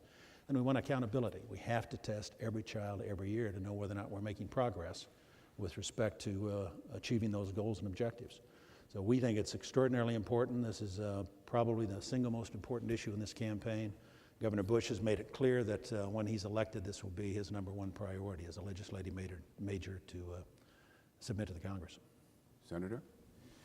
Bernie, Al Gore and I are committed to making America's public schools the best in the world. And I disagree with what my opponent has said. A lot of progress has been made in recent years. Average testing scores are up, and a lot of extraordinary work is being done by tens of thousands of parents and teachers and administrators all around America. But there's more to be done.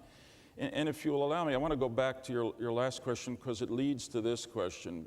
I think both of us agree that, leaving aside the Social Security and Medicare surpluses, there's $1.8 trillion in surplus available to spend over the next 10 years. As I said before, we're being fiscally responsible about it. We're taking $300 billion off the top to put in a reserve fund.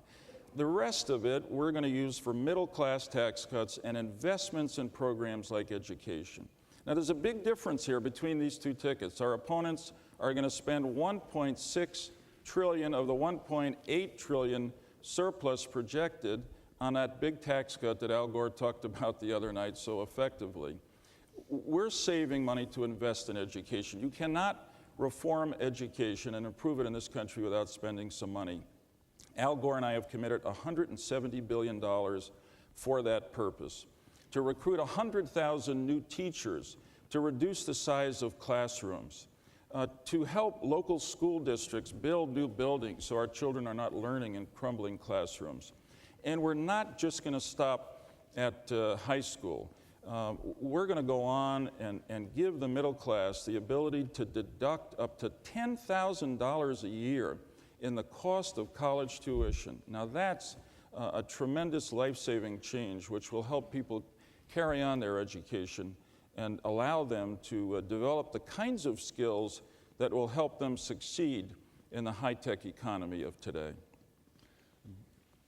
Very important issue, Bernie. Maybe we could extend on education for a moment. You're asking me to invoke the moderator's discretion I am on further asking you to discussion? invoke the moderator's discussion. Yes, sir, discretion. It is so granted. Thank you, sir.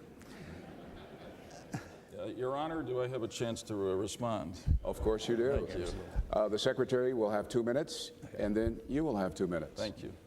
Let's talk about this question of the surplus, because it really drives a lot of what we're talking about here, Joe. And if you look at our proposal, we take half of the projected surplus and set it aside for Social Security, over $2.4 trillion. We take roughly a fourth of it for other urgent priorities, such as Medicare reform and education, several of these other key programs we want to support. And we take roughly 1/4 of it and return it in the form of a tax cut to the American taxpayer. We think it is extraordinarily important to do that, but it is a fundamental difference between our two approaches. If you look, frankly, by our numbers and the numbers of the Senate Budget Committee, which has totaled up all the promises that Vice President Gore has made during the course of the campaign, they are some $900 billion in spending over and above that projected surplus already, and we still have a month to go in the campaign. The fact is that the program that we put together, we think is very responsible. The suggestion that somehow all of it is going for tax cuts isn't true. Another way to look at it is that over the course of the next 10 years, we'll collect roughly $25 trillion in revenue. We want to take about 5% of that and return that to the American taxpayer in the form of tax relief. We have the highest level of taxation now we've had since World War II.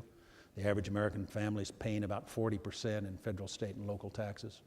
We think it is appropriate to return to the American people so that they can make choices themselves and how that money ought to be spent, whether they want to spend it on education or on retirement or on paying their bills. It's their choice. It's their prerogative. We want to give them the opportunity to make those kinds of choices for themselves, and we think this is a totally reasonable approach. Senator?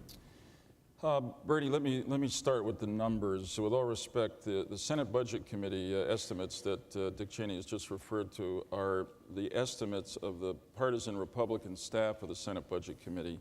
We're using the numbers presented by the nonpartisan Congressional Budget Office. And we start with an agreement, which is that the surplus in the Social Security Fund should be locked up and used for Social Security. That's where the agreement ends. We also agree and believe and pledge that the surplus in the Medicare Trust Fund should also be locked up with a sign on it that says, "Politicians, keep your hands off." Our opponents do not do that. In fact, they raid the Medicare Trust Fund to pay for, well, their tax cut and other programs that they can't afford because they've spent so much on the tax cut. Let me come back to the remaining $1.8 trillion that we both talked about. The numbers show that $1.6 trillion goes to that big tax cut, which, as Al Gore said the other night, sends 43% to the top 1%. But really worse than that, when you add on the other spending programs that our opponents have committed to, plus the cost of their plan to privatize Social Security, by our calculation, they are $1.1 trillion in debt. And that means we go back down the road to higher interest rates, to higher unemployment, to a kind of stealth tax increase on every American family, because when interest rates go up, so too do the cost of mortgage payments, car payments, student loans, credit card transactions. So if we've learned anything over the last 8 years, it is that one of the most important things the government can do, the federal government, probably the most important, is to be fiscally responsible. And that's why Al Gore and I are committed to balancing the budget every year, in fact, to paying off the debt by the year 2012. This is the 21st century. Yet, on average, an American working woman in our great nation earns 75 cents for each dollar earned by a working male. What do you males propose to do about it? Well, it's a good and important question. Obviously, in our time, fortunately, great advances have been made by women achieving the kind of equality that they were too long denied. But Bernie, your question is absolutely right. Women, actually the number I have is receive 72 cents for every dollar a man receives in a comparable job. Al Gore and I have issued an economic plan in which we've stated specific goals for the future. And one of those goals is to eliminate the pay gap between men and women. It's unfair and it's unacceptable. And the first way we will do that is by supporting the Equal Pay Act, which has been proposed in Congress, which gives women the right to file legal actions against employers who are not treating them fairly and not paying them equally. Secondly, we're going to do everything we can using governmental support of business agencies such as the Small Business Administration to help women business owners have an opportunity to invest and begin businesses and make larger incomes themselves. And there are other civil rights and human rights laws that I think can come to play here. So bottom line, this is an unfair and unacceptable situation. And even though as the economy has risen in the last 8 years, America's women have risen with it and received more income, until women are receiving the same amount of pay for the same job they're doing as a man receives, we've not achieved genuine equality in this country. And Al Gore and I are committed to closing that gap and achieving that equality. You know, in so many families, women are a significant bread earner or the only bread earner. So this cause affects not only the women, but families and the children as well. Mr. Secretary. Well, Bernie, I certainly share the view that we ought to have equal pay for equal work regardless of someone's gender, and we've made major progress in recent years. I think we've still got a ways to go. But I also think it's not just about the differential with respect to women. If you look, for example, at our opponent's tax proposal, they discriminate between stay-at-home moms with children that they take care of themselves and those who go to work or who, in fact, have their kids taken care of outside the home. You, in effect, as a stay-at-home mom, get no tax advantage under the Gore tax plan, as contrasted with the Bush proposal, which, in fact, provides tax relief for absolutely everybody who pays taxes. And it's important to understand that the things that we're trying to change and the things that we're trying to address in the course of the campaign and what our agenda is for the future, our plans are for the future, focused very much upon giving as much control as we can to individual Americans, be they men or women, be they single or married, as much control as possible over their own lives, especially in the area of taxation. We want to make certain that the American people have the ability to keep more of what they earn, and then they get to decide how to spend it. The proposal we have from Al Gore, basically, doesn't do that. It, in effect, lays out some 29 separate tax credits, and if you live your life the way they want you to live your life, if you do, in fact, behave in a certain way, then you qualify for a tax credit, and at that point you get some relief.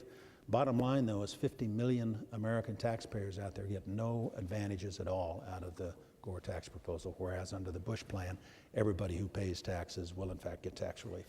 Bernie, might I have an opportunity to respond here? You can respond, Senator, but I caution you gentlemen that if you do this consistently, we're not going to cover a lot of topics.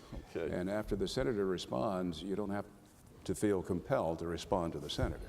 Depends on what he says, Bernie. Right. This is an important difference between us, and I want to try to clarify it briefly if I can. The first thing is that, in fact, the tax relief program that Al Gore and I have proposed, one of those many tax credits for the middle class that Dick just referred to, includes a $500 tax credit for stay-at-home moms, just as a way of saying we understand that you are performing a service for our society. We want you to have that tax credit. Second, the number of 50 million Americans not benefiting from our tax cut program is absolutely wrong. It's an estimate done on an earlier form of our tax cut program, and it's just plain wrong. And secondly, although Governor Bush says that his tax cut program, large as it is, gives a tax cut to everybody, as the newspapers indicated earlier this week, the Joint Committee on Taxation, again a nonpartisan group in Congress, has said that 27 million Americans don't get what the governor said they would in their tax cut program. Again, Al Gore and I want to live within our means. We're not going to give it all away in one big tax cut, and certainly not to the top 1% of the public that doesn't need it now. So we're focusing our tax cuts on the middle class in the areas where they tell us they need it.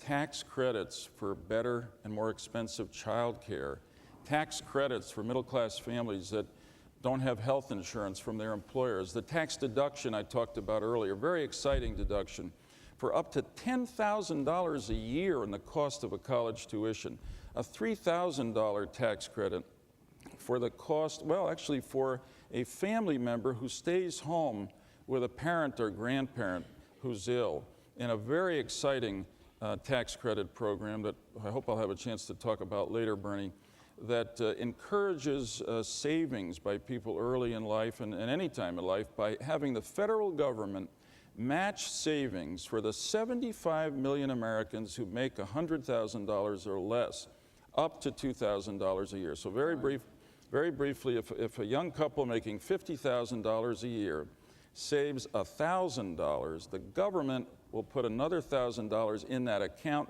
By the time they retire, they'll not only have guaranteed Social Security, but more than $200,000 in that retirement fund. Now, that's Your time is up, Senator. Thank you, sir.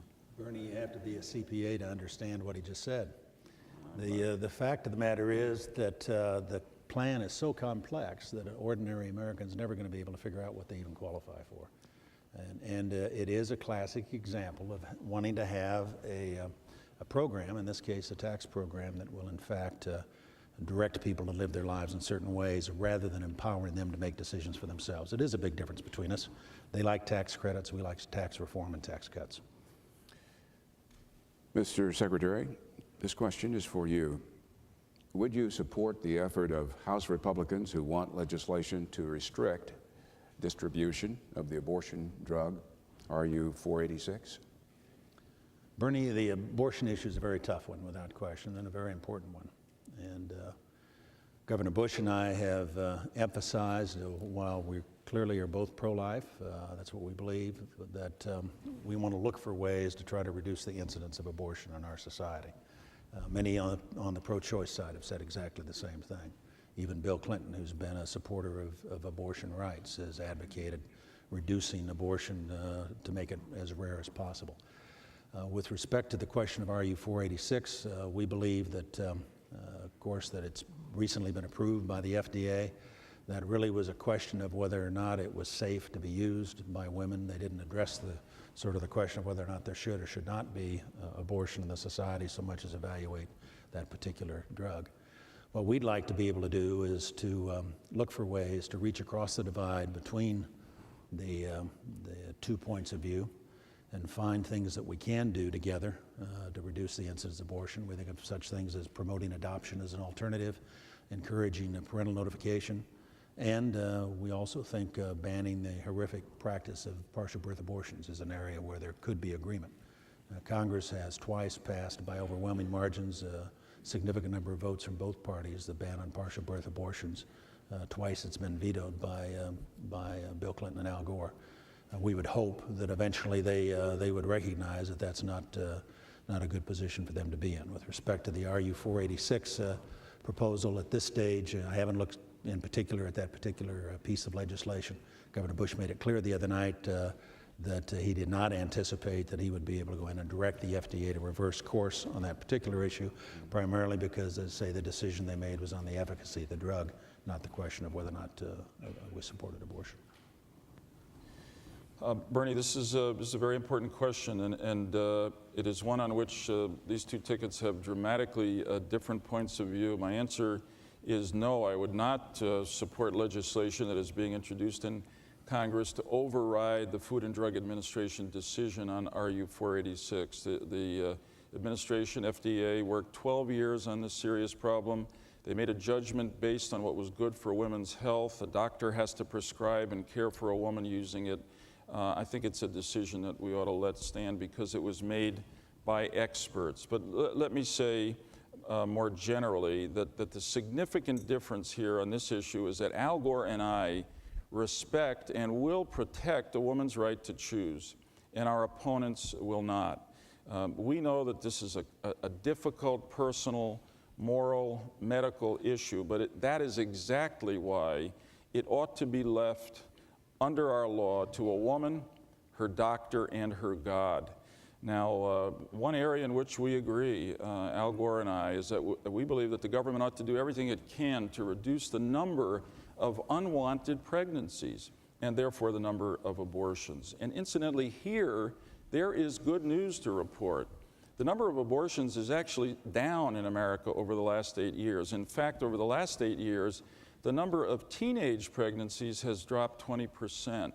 And the reason it has is that there are good programs out there that Al Gore and I will continue to support, such as family planning and programs that encourage abstinence.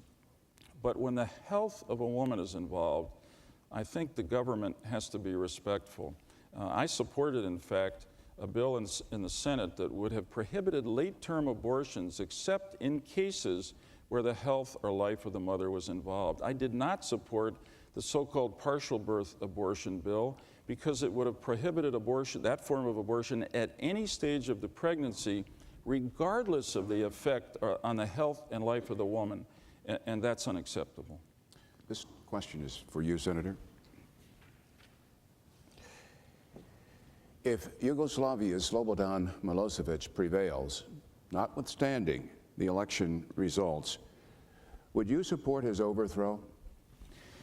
Well, there is good news from Belgrade today, Bernie, as you know, but it's unconfirmed. The encouraging news is that the state news agency is reporting that Mr. Kostunica is the president-elect.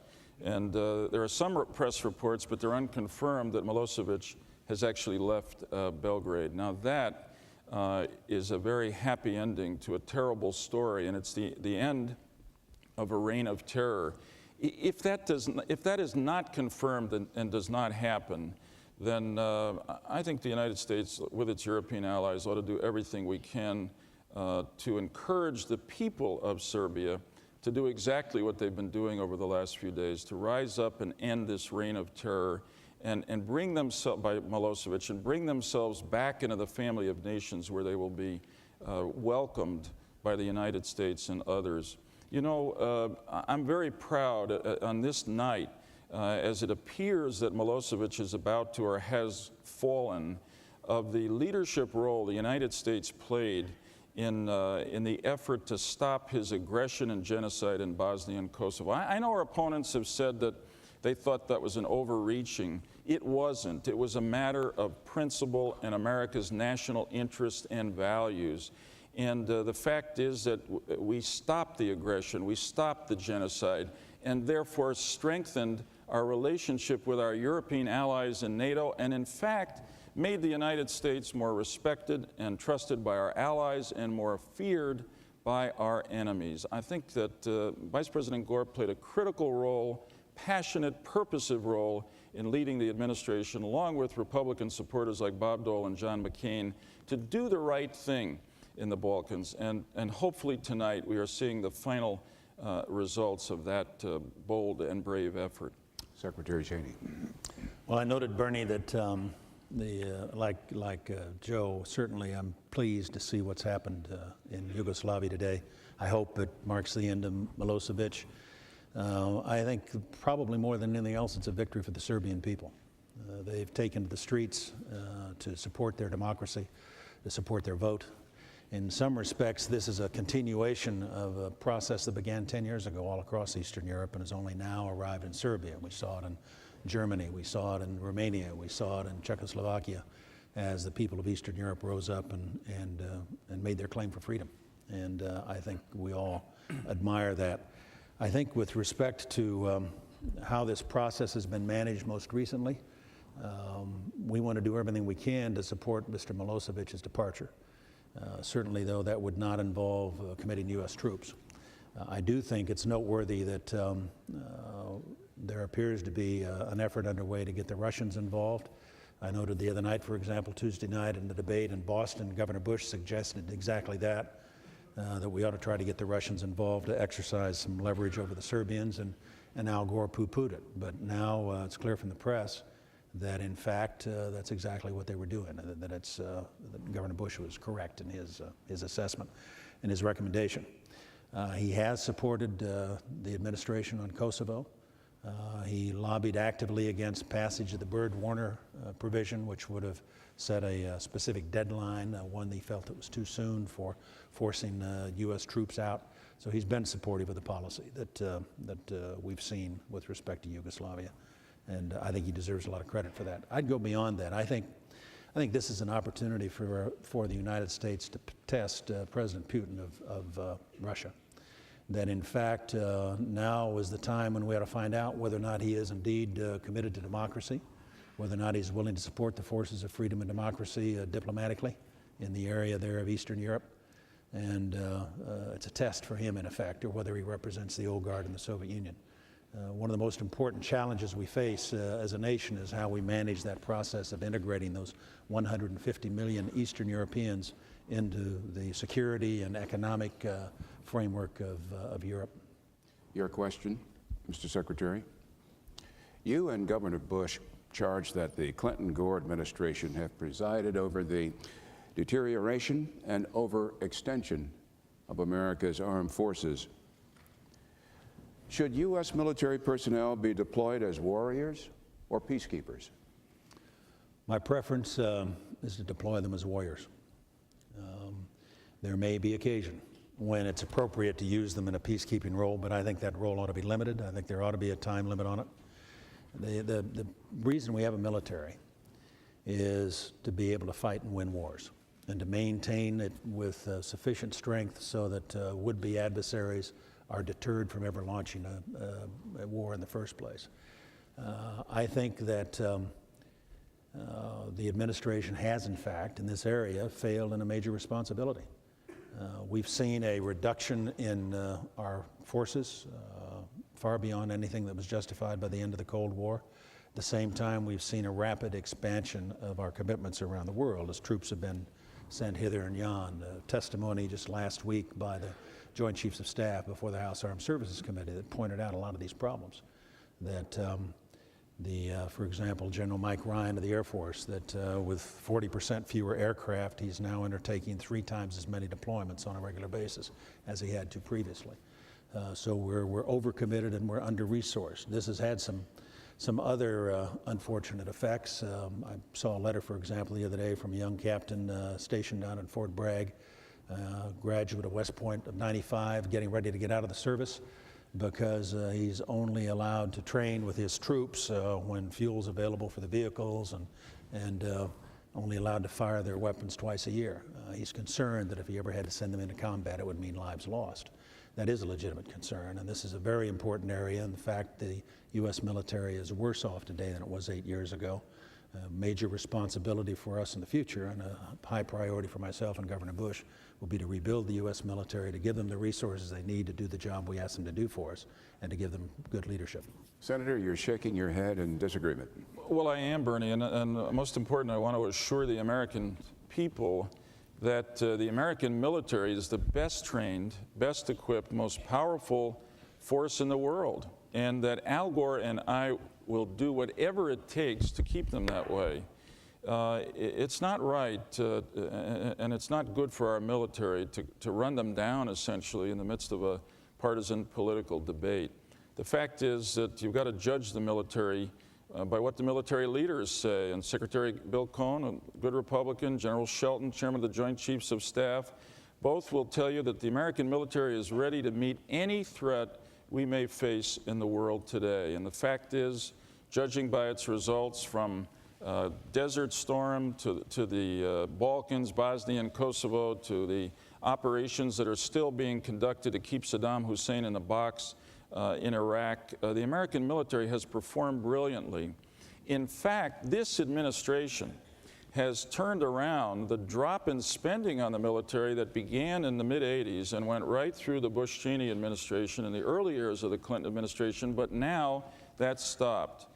In fact, we passed the largest pay increase in a generation for our military. And the interesting fact here, in spite of the rhetoric that my opponent has just spoken, is that the reality is that if you look at our projected budgets for the next 10 years, Al Gore and I actually commit more than twice as much, $100 billion in additional funding for our military than Governor Bush does. And their budget allows nothing additional for acquisition of new weapons systems, and that's something that the same General Mike Ryan of the Air Force and all the other chiefs of the services will not be happy about, because they need the new equipment, the new systems that Al Gore and I are committed to giving them. Bernie, this is a special interest of mine. I'd like a chance to elaborate further, if I might. The facts are dramatically different. I'm not attacking the military, Joe. I have enormous regard for the men and women of the U.S. military. I had the great privilege of working with them for the 4 years I was Secretary of Defense, and no one has a higher regard than I do for them. But it's irresponsible to suggest that we should not have this debate in a presidential campaign, that we should somehow ignore what is a major, major concern. And if you have friends or relatives serving in the U.S. military, you know there's a problem. If you look at the data that's available, 40% of our Army helicopters that are not combat ready. Combat readiness level in the Air Force that's dropped from 85% to 65%. Significant problems of retention. The important thing for us to remember is that we're a democracy, and we're defended by volunteers. Everybody out there tonight wearing the uniform, standing on guard to protect the United States, is there because they volunteered to put on the uniform. And when we don't give them the spare parts they need to maintain their equipment, when we don't give our pilots the flying hours they need to maintain their proficiency, when we don't give them the kind of leadership that spells out what their mission is and lets them know why they're there and what they're doing, why they're putting their lives at risk, then we undermine that morale. That is an extraordinarily valuable trust. There is no more important responsibility for a President of the United States than his role as Commander-in-Chief and the obligation that he undertakes on behalf of all of us to decide when to send our young men and women to war. When we send them without the right kind of training, when we send them poorly equipped or with equipment that's old and broken down, we put their lives at risk. We will suffer more casualties in the next conflict if we don't look to those basic fundamental problems now. And with all due respect, Joe, this administration has a bad track record in this regard, and it's available for anybody who wants to look at the record, who wants to talk to our men and women in uniform, who wants to spend time with the members of the Joint Chiefs, wants to look at readiness levels and other indicators. Final point, the issue of procurement is very important because we're running now off the buildup of the investment we made back during the Reagan years. As that equipment gets old, it has to be replaced, and we've taken money out of the procurement budget to support other ventures. We have not been investing in the future of the U.S. military. Bernie, I think it's very important to respond to this. Yes, of course, it's an important debate to have as part of this campaign, but I don't want either the military to feel uneasy or the American people to feel insecure. And what I'm saying now, I'm basing on service on the Senate Armed Services Committee, talking to exactly the people Dick Cheney has mentioned, the Secretary of Defense, the Chiefs of Staff. I've visited our fighting forces around the world, and I'm telling you that we are ready to meet any contingency that might arise. The good news here, and the interesting news, is that we have met our recruitment targets in each of the services this year.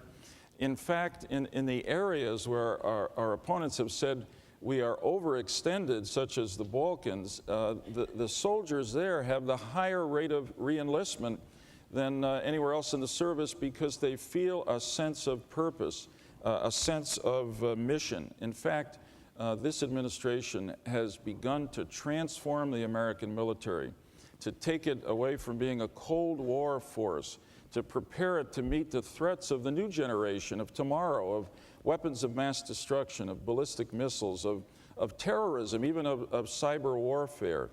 And the fact is that Governor Bush recommended in his major policy statement on the military earlier this year that we skip the next generation of military equipment.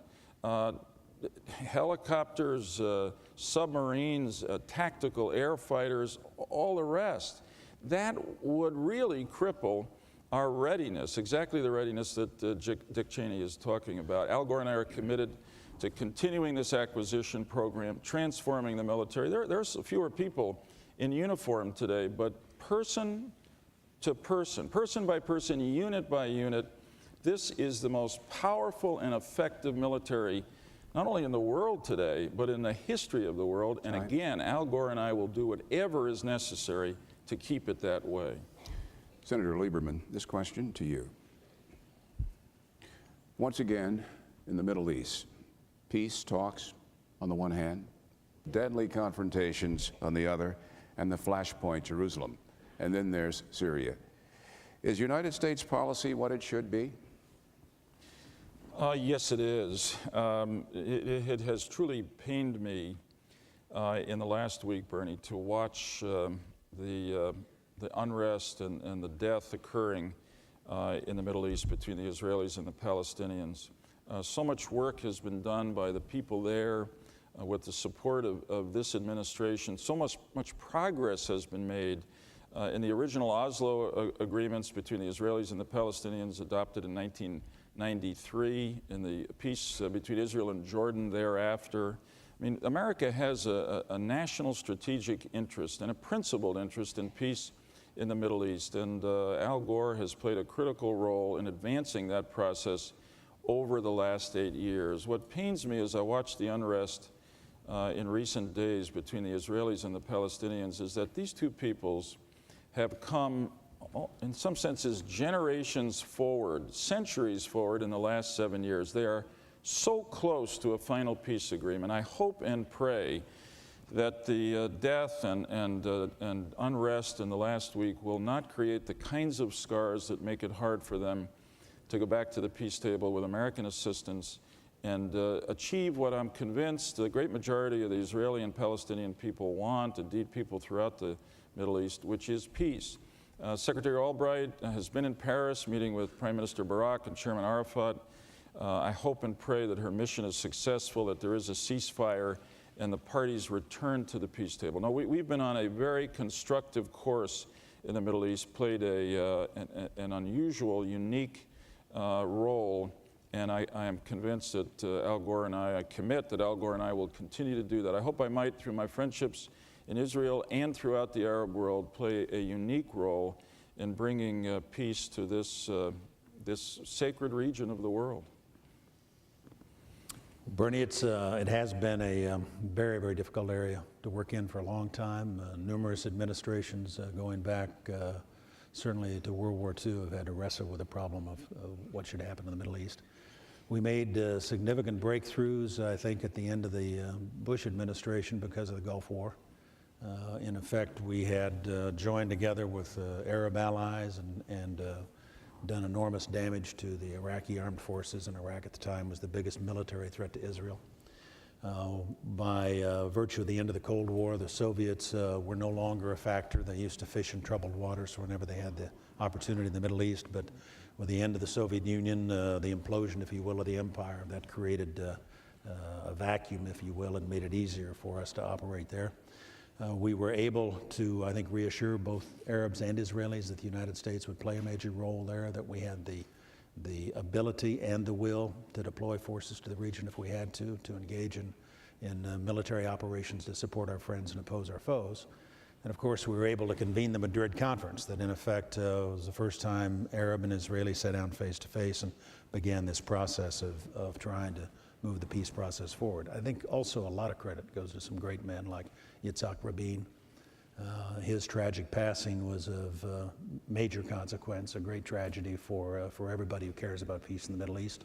He was a man who had the military stature to be able to confidently persuade the Israelis, I think, to take some risk for peace. I think Prime Minister Barak has tried the same thing. I hope that we can get this resolved as soon as possible. My guess is that the next administration is going to be the one that's going to have to come to grips with the current state of affairs there.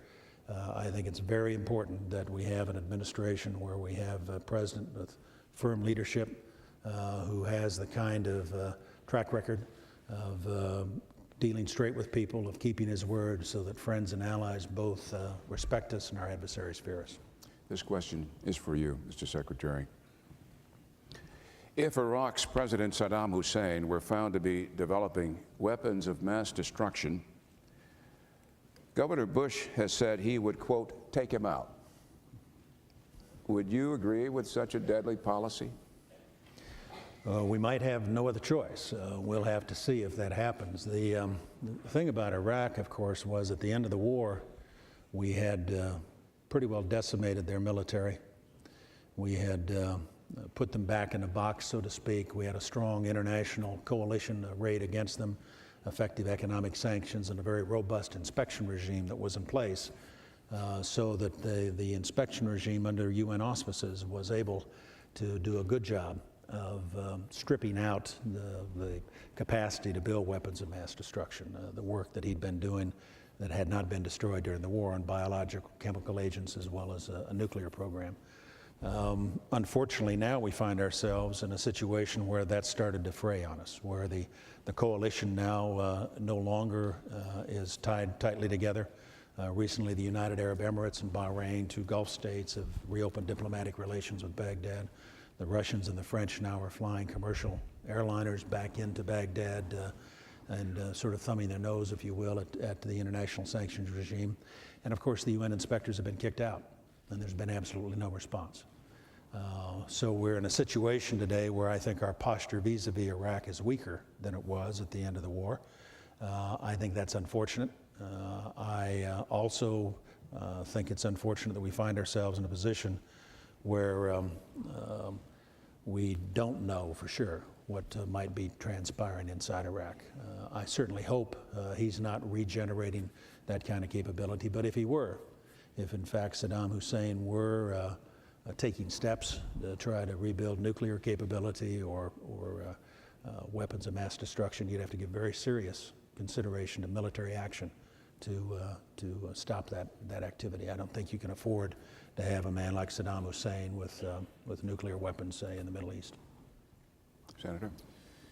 Bernie, it would of course be a very serious situation if we had evidence, credible evidence, that Saddam Hussein was developing weapons of mass destruction. But I must say, I don't think a political campaign is the occasion to declare exactly what we would do in that case. I think that's a matter of such critical national security importance that it ought to be left to those Commander-in-Chief, the leaders of the military, the Secretary of State, to make that kind of decision without the heat of a political campaign.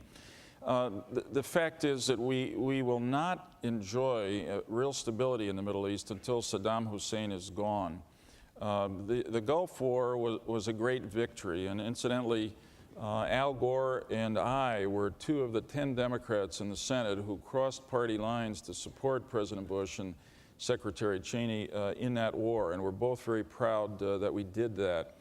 But the war did not end with a total victory, and Saddam Hussein remained there. And as a result, we have had almost 10 years now of instability. We have continued to operate almost all of this time military action to enforce a no-fly zone. We have been struggling with Saddam about the inspectors. We ought to do, and we are doing everything we can to get those inspectors back in there. But in the end, there's not going to be peace until he goes. And that's why I was proud to co-sponsor the Iraq Liberation Act with Senator Trent Lott, why I have kept in touch with the indigenous Iraqi opposition, broad-based, to Saddam Hussein. Vice President Gore met with them earlier this year. We are supporting them in their efforts, and we will continue to support them until the Iraqi people rise up and do what the people of Serbia have done in the last few days. Get rid of a despot. We will welcome you back into the family of nations where you belong. Senator Lieberman, this question is to you. Many experts are forecasting continuing chaotic oil prices on the world market. Wholesale natural gas prices here in our country are leaping. Then there are coal and electricity. Have previous Republican and Democratic Congresses and administrations, including this one, done their job to protect the American people? Not enough, but this administration and Vice President Gore and I have had both a long-term strategy to develop energy independence and a short-term strategy. In fact, if this administration had been given the amount of funding that it had requested from the Republican Congress, we'd be further along in the implementation of that long-term strategy, which is aimed at developing alternative, cleaner sources of energy, aimed at giving tax credits to individuals and businesses to conserve and use energy more efficiently, aimed at a partnership for a new generation of vehicles with the American automobile industry, which is making great progress and can produce a vehicle that can get 80 miles per gallon. We also have a short-term strategy and to deal with exactly the kind of ups and downs of energy prices. And I know it was controversial, but Al Gore and I believed that it was important in the short term to reach into the Strategic Petroleum Reserve, take some of that oil that we have, put it in the market, show the big oil companies and the OPEC oil-producing countries that we've got some resources with which we can fight back. We're not just going to lay back and let them roll over our economy. And we did it also because gasoline prices were rising and home heating oil inventories were real low. And both of our tickets agree on LIHEAP, the Low-Income Housing Assistance Program, but our opponents really offer no assistance to middle-class families who are hit by rising gas prices and a shortage of home heating oil. The fact is that since the reserve was opened, the price of oil on world markets has dropped $6 a barrel. Now, that's a good result, and I'm proud of it. Mr. Secretary? Bernie, this is an area where, again, I think Joe and I have fairly significant disagreements. My assessment is that there is no comprehensive energy policy today, that as a nation we are in trouble because the administration has not addressed these issues. We have the prospects of brownouts in California. We have a potential heating oil crisis in the Northeast. We've got gasoline price rises, various other places. For years now, the administration has talked about reducing our dependence on foreign sources of oil, but they haven't done it. In fact, we've gone exactly in the opposite direction. We've got the lowest rate of domestic production of oil now in 46 years. You have to go back to 1954 to find a time when we produced as little oil as we do today. Our imports are all-time record high. In the month of June, we imported almost 12 million barrels a day. That means we're more subject to the wide fluctuations and swings in price. We have other problems. We don't have refinery capacity. We haven't built a new refinery in this country for over 10 years. And the refineries are now operating at 96 or 97% of capacity, which means even with more crude available, they're probably not going to be able to do very much by way of producing additional home heating oil for this winter. We have a serious long-term problem of our growing dependence on foreign sources of energy. That will always be the case, but we ought to be able to shift the trend and begin to move it in the right direction. We need to do a lot more about generating the capacity for power here at home. We need to get on with the business, and we think we can do it very safely in an environmentally sound manner. We don't think that we ought to buy into this false choice that somehow we cannot develop energy resources without being cautious with the environment. We can. We've got the technology to do it, and we ought to do it. We do support the low-income energy assistance program. We think that's very important so that senior citizens, for example, don't suffer this winter. But we need to get on to the business of having a plan to develop our domestic energy resources and producing more supplies, and this administration hasn't produced it. Bertie, can I add Mr. a word to Secretary, that? Senator, I'm going to continue. I yield. Thank you, sir. Your congressional record. You sponsored a bill that said no to oil and gas exploration in Wyoming wilderness areas, your home state.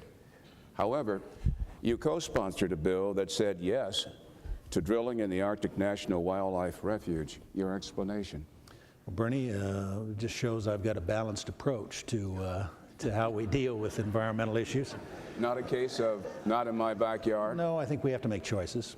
And the Wyoming Wilderness Bill, frankly, was one of my proudest achievements as a member of Congress. I worked on that with my good friend Al Simpson, for example, for about 4 years. We set aside a part of Wyoming, nearly 1 million acres of wilderness that ought to be separate and not be developed. We think that was important. There are a lot of areas around the country where Governor Bush and I, for example, support restraints. We support the moratorium on drilling off the coast of California. But there are places where we think we ought to go forward and develop those resources. The Arctic National Wildlife Reserve is one of them. It's on the North Slope. It's right next to Prudhoe Bay. The infrastructure is there to be able to deliver that product to market. We think we can do it, given today's technology, in a way that will not damage the environment, will not permanently mar the countryside at all. And so what we're looking for, I think, with respect to environmental policy and energy policy is balance. We do have to make choices. We recognize we have to make choices.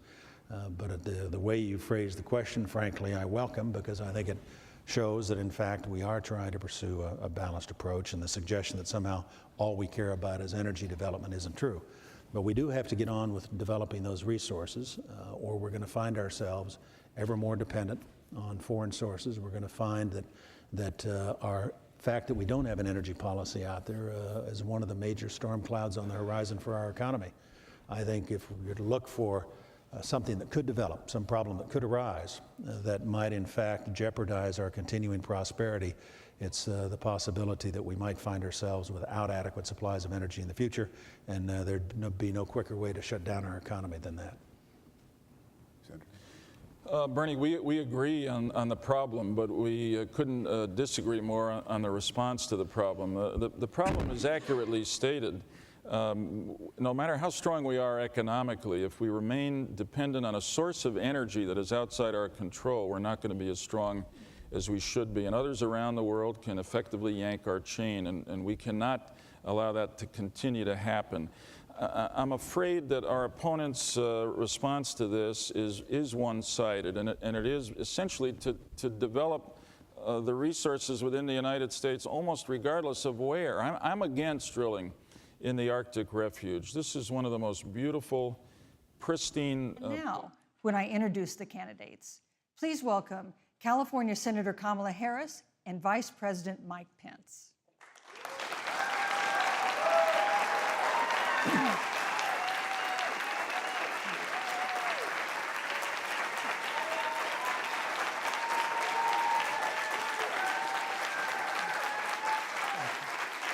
Thank you.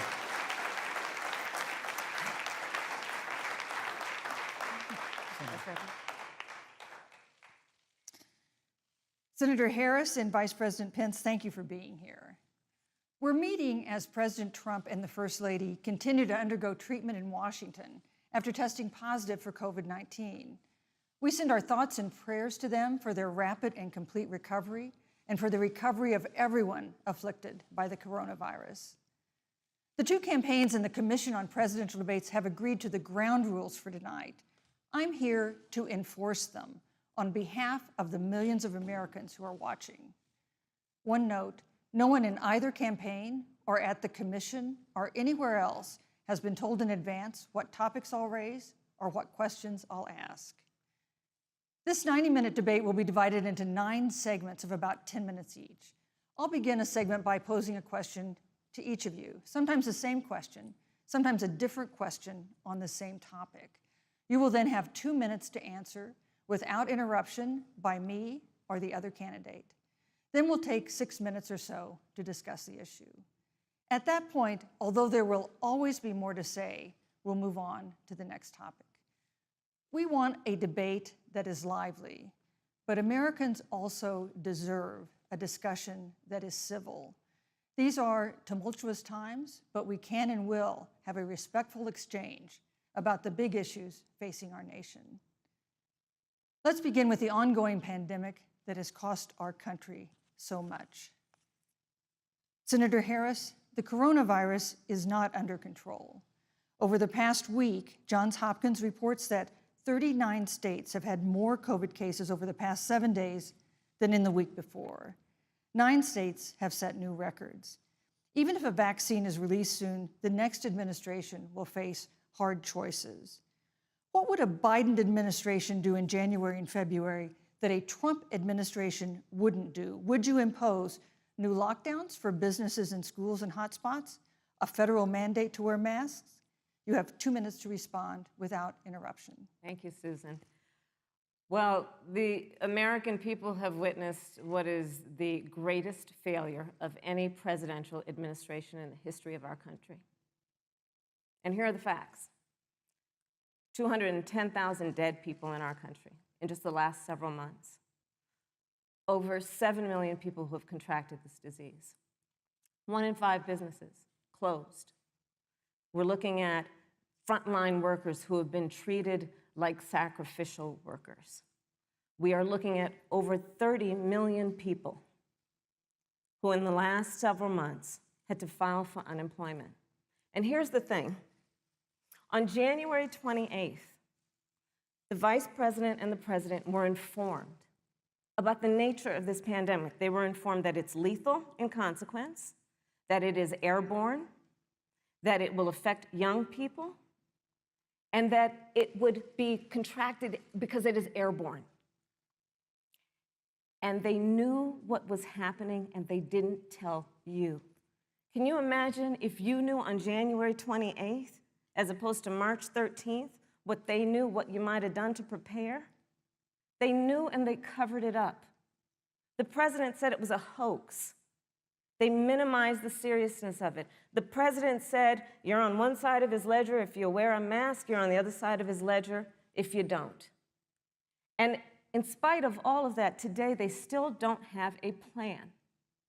They still don't have a plan. Well, Joe Biden does. And our plan is about what we need to do around a national strategy for contact tracing, for testing, for administration of the vaccine, and making sure that it will be free for all. That is the plan that Joe Biden has and that I have, knowing that we have to get a hold of what has been going on and we need to save our country. And Joe Biden is the best leader to do that. And frankly, this administration has forfeited their right to re-election based on this. Thank you, Senator Harris. Vice President Pence, more than 210,000 Americans have died of COVID-19 since February. The U.S. death toll as a percentage of our population is higher than that of almost every other wealthy nation on earth. For instance, our death rate is 2.5 times that of Canada next door. You head the administration's coronavirus task force. Why is the U.S. death toll as a percentage of our population higher than that of almost every other wealthy country? And you have 2 minutes to respond without interruption. Susan, thank you. And I want to thank the Commission and the University of Utah for hosting this event. And Senator Harris, it's a privilege to be on the stage with you. And our nation has gone through a very challenging time this year. But I want the American people to know that from the very first day, President Donald Trump has put the health of America first. Before there were more than 5 cases in the United States, all people who had returned from China, President Donald Trump did what no other American president had ever done. And that was he suspended all travel from China, the second largest economy in the world. Now, Senator Joe Biden opposed that decision. He said it was xenophobic and hysterical. But I can tell you, having led the White House Coronavirus Task Force, that decision alone by President Trump bought us invaluable time to stand up the greatest national mobilization since World War II. And I believe it saved hundreds of thousands of American lives. Because with that time, we were able to reinvent testing. More than 115 million tests have been done to date. We were able to see to the delivery of billions of supplies so our doctors and nurses had the resource and support they needed. And we began, really, before the month of February was out, to develop a vaccine and to develop medicines and therapeutics that have been saving lives all along the way. And under President Trump's leadership, Operation Warp Speed, we believe, will have literally tens of millions of doses of a vaccine before the end of this year. The reality is, when you look at the Biden plan, it reads an awful lot like what President Trump and I and our task force have been doing every step of the way. I mean, quite frankly, when I look at their plan that talks about advancing testing, creating new PPE, developing a vaccine, it looks a little bit like plagiarism, which is something Joe Biden knows a little bit about. And I think the American people know that this is a president who has put the health of America first, and the American people, I believe with my heart, can be proud of the sacrifices they have made. It's saved countless American lives. Senator Harris, would you like to respond? Absolutely. Whatever the vice president is claiming the administration has done, clearly it hasn't worked. When you're looking at over 210,000 dead bodies in our country, American lives that have been lost, families that are grieving that loss. And you know, the vice president is the head of the task force and knew on January 28th how serious this was. And then thanks to Bob Woodward, we learned that they knew about it. And then when that was exposed, the vice president said, when asked, well, why didn't y'all tell anybody? He said, because the president wanted people to remain calm. Well, let's get no, but Susan, this is important. Susan, I want to add, but Mr. Vice President, I'm speaking. I'm speaking. Yeah, you can have 15 more seconds, and then we'll give the vice president a chance to respond. So I want to ask the American people, how calm were you when you were panicked about where you're going to get your next roll of toilet paper? How calm were you when your kids were sent home from school and you didn't know when they could go back? How calm were you when your children couldn't see your parents because you were afraid they could kill them? Let's give Vice President Pence a chance to respond. Vice President Pence, you have 1 minute to respond. You know, there's not a day gone by that I haven't thought of every American family that's lost a loved one. And I want all of you to know that you'll always be in our hearts and in our prayers. But when you say what the American people have done over these last 8 months hasn't worked, that's a great disservice to the sacrifices the American people have made. The reality, if I may finish, Senator, the reality is Dr. Fauci said everything that he told the president in the Oval Office, the president told the American people. Now, President Trump, I will tell you, has boundless confidence in the American people, and he always spoke with confidence that we'd get through this together. But when you say it hasn't worked, when Dr. Fauci and Dr. Birx and our medical experts came to us in the second week of March, They said if the president didn't take the unprecedented step of shutting down roughly half of the American economy, that we could lose 2.2 million Americans. Now, that's the reality. Thank you. They also Thank you, said Vice to us, if President we Pence. did everything right, Susan, we could still lose more than 200,000 Americans. Vice President Now, one Pence. life lost is too Thank you. many, Susan. But the American people, I believe, deserve credit for the sacrifices that they have made, putting the health of their family and their neighbors first, our doctors, our nurses, our first Thank you, Vice responders. President Pence. And I'm going to speak up on behalf of what the American people have done. Vice President Pence, you were in the front row in a Rose Garden event 11 days ago at what seems to have been a super spreader event for senior administration and congressional officials. No social distancing, few masks, and now a cluster of coronavirus cases among those who were there. How can you expect Americans to follow the administration's safety guidelines to protect themselves from COVID when you at the White House have not been doing so? Well, the American people have demonstrated over the last 8 months that when given the facts, they're willing to put the health of their families and their neighbors and people they don't even know first. President Trump and I have great confidence in the American people and their ability to take that information and put it into practice. In the height of the epidemic, when we were losing a heartbreaking number of 2,500 Americans a day, we surged resources to New Jersey and New York and New Orleans and Detroit. We told the American people what needed to be done, and the American people made the sacrifices. When the outbreak in the Sun Belt happened this summer, again, Americans stepped forward. But the reality is the work of the President of the United States goes on. A vacancy on the Supreme Court of the United States has come upon us, and the President introduced Judge Amy Coney Barrett. Thank you. Thank you, Vice But President at Pence. that, if I may say, that Rose Garden event, there's been a great deal of speculation about it. My wife Karen and I were there and honored to be there. Many of the people who were at that event, Susan, actually were tested for coronavirus, and it was an outdoor event, which all of our scientists regularly and routinely advise. The difference here is President Trump and I trust the American people to make choices in the best interest of their health. Joe Biden and Kamala Harris consistently talk about mandates, and not just mandates with the coronavirus, but a government takeover of health care, Thank the you, Vice Green New President Deal, all government control. We're about freedom and respecting the freedom of the American people. Let's talk about respecting the American people. You respect the American people when you tell them the truth. You respect the American people when you have the courage Which we've to be a always leader, done. speaking of those things that you may not want people to hear, but they need to hear so they can protect themselves. But this administration stood on information that if you had as a parent, if you had as a worker, knowing you didn't have enough money saved up, and now you're standing in a food line because of the ineptitude of an administration that was unwilling to speak the truth to the American people. So let's talk about caring about the American people. The American people have had to sacrifice far too much because of the incompetence of this administration. It is asking too much of the people. Susan, we talked No, about Vice It this. is President asking Pence. too much of the people. Look- That they would not be equipped with the information they need to help themselves to protect Susan, their the parents President- and No, their I'm children. sorry. Kamala Harris, Senator Harris, I'm sorry. It's fine, I'm Kamala. No, you're Senator Harris to me. For life to get back to normal, Dr. Anthony Fauci and other experts say that most of the people who can be vaccinated need to be vaccinated. But half of Americans now say they wouldn't take a vaccine if it was released now. If the Trump administration approves a vaccine before or after the election, should Americans take it, and would you take it?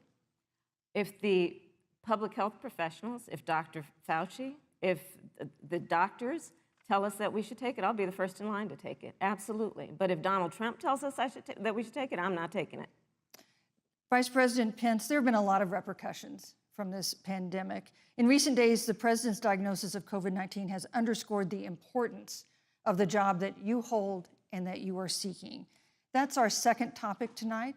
It's the role of the vice president. One of you will make history on January 20th. You will be the vice president to the oldest president the United States has ever had. Donald Trump will be 74 years old on Inauguration Day. Joe Biden will be 78 years old. That already has raised concerns among some voters, concerns that have been sharpened by President Trump's hospitalization in recent days. Vice President Pence, have you had a conversation or reached an agreement with President Trump about safeguards or procedures when it comes to the issue of presidential disability? And if not, do you think you should? You have 2 minutes without interruption. Well, Susan, thank you, although I would like to go back. I think we need to move on well, to the thank issue you, of but I would like to vice go back presidency. because the reality is that we're going to have a vaccine, Senator, in record time, in unheard of time, in less than a year. We have 5 companies in phase 3 clinical trials, and we're right now producing tens of millions of doses. So the fact that you continue to undermine public confidence in a vaccine, if the vaccine emerges during the Trump administration, I think is unconscionable. And Senator, I just ask you, stop playing politics with people's lives. The reality is that we will have a vaccine, we believe, before the end of this year. And it will have the capacity to save countless American lives. And your continuous undermining of confidence in a vaccine is it's just unacceptable.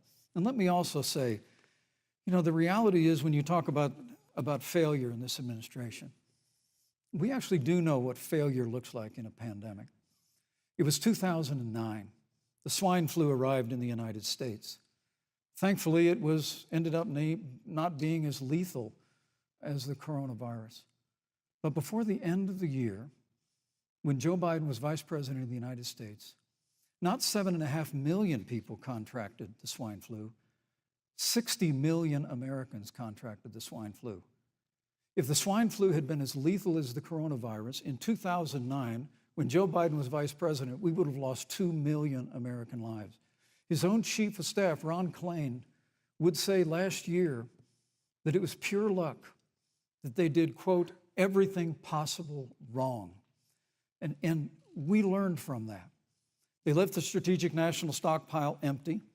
They left an empty and hollow plan, but we still learned from it. And I think the American people, I'm going to say again, can be proud of what we have done.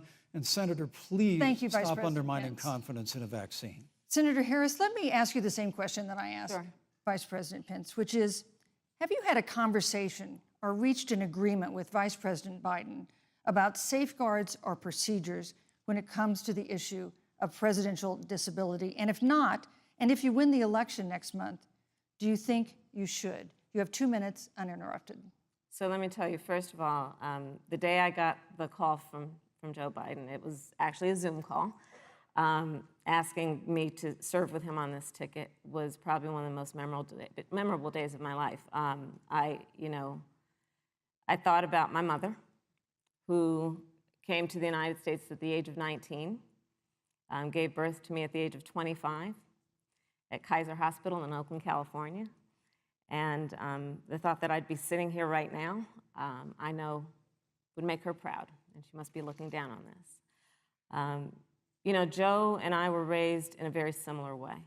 We were raised with values that are about hard work, about the value and the dignity of public service, and about the importance of fighting for the dignity of all people. And I think Joe asked me to serve with him because, you know, I have a career that included being elected the first woman district attorney of San Francisco, where I created models of innovation for law enforcement in terms of reform of the criminal justice system. I was elected the first woman of color and black woman to be elected Attorney General of the state of California, where I ran the second largest Department of Justice in the United States, second only to the United States Department of Justice.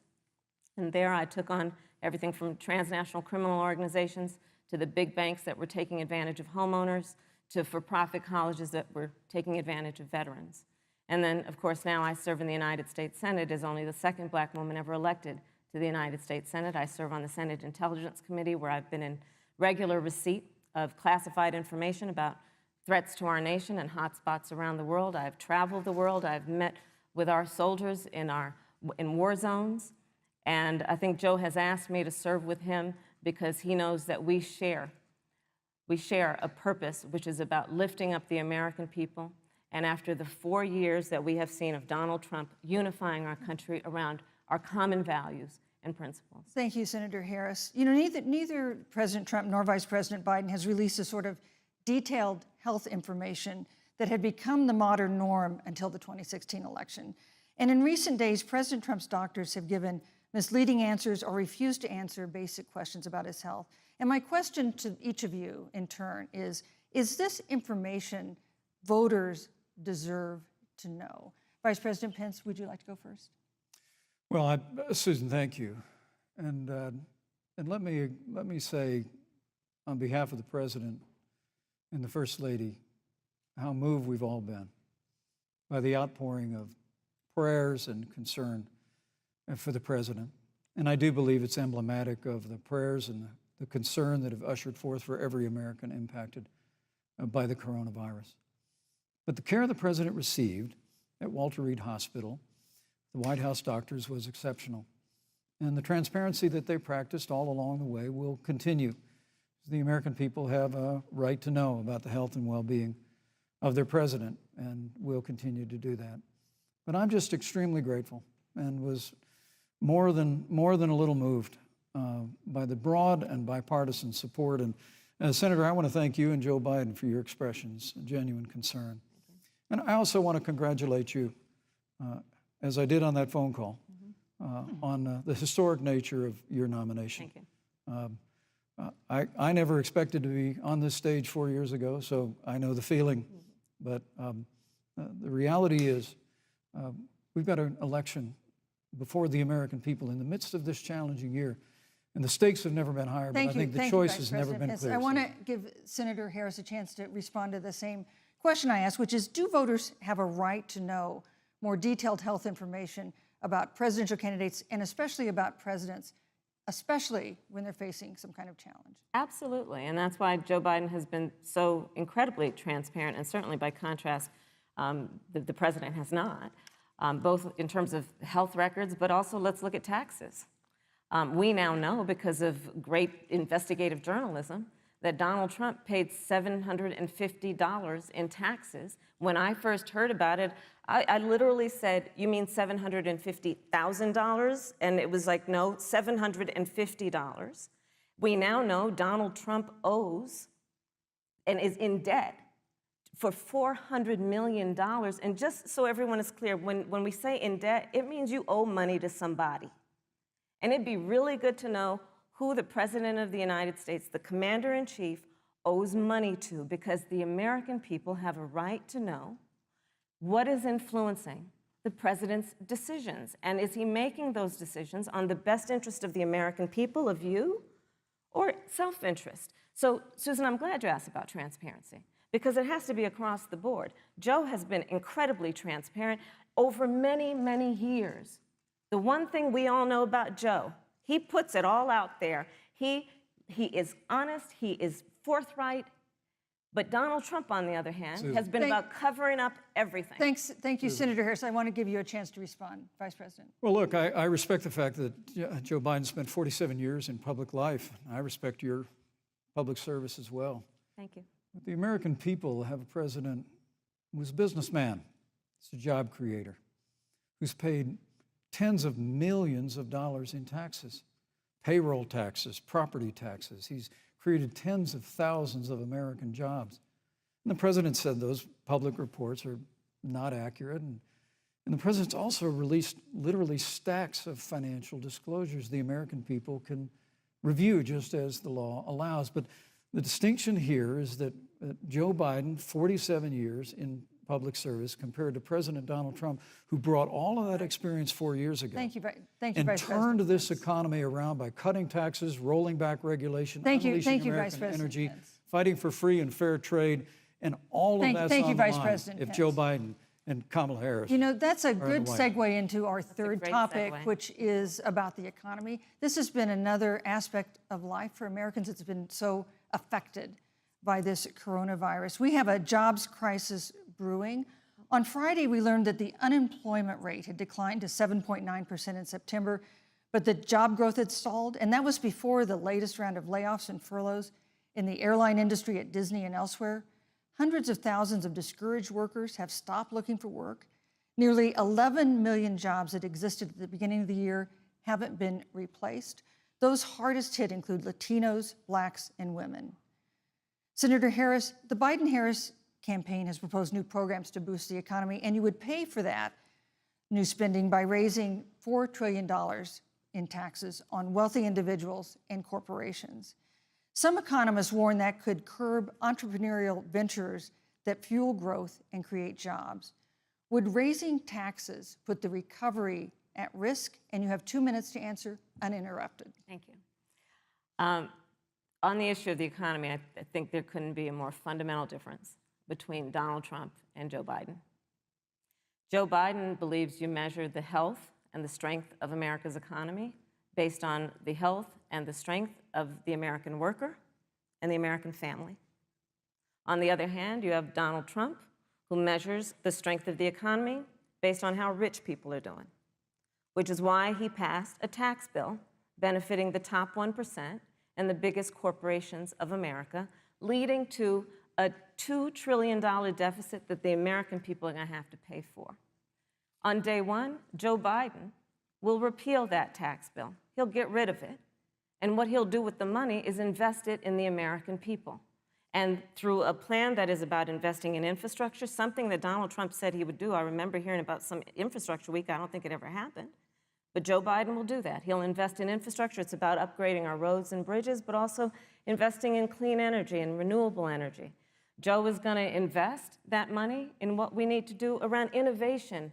There was a time when our country believed in science and invested in research and development so that we were an innovation leader on the globe. Joe Biden will use that money to invest in education.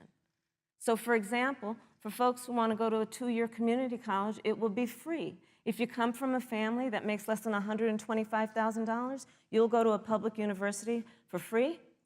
And across the board, we'll make sure that if you have student loan debt, it's cut by $10,000. That's how Joe Biden thinks about the economy, which is it's about investing in the people of our country as opposed to passing a tax bill, which had the benefit of letting American corporations go offshore to do their business.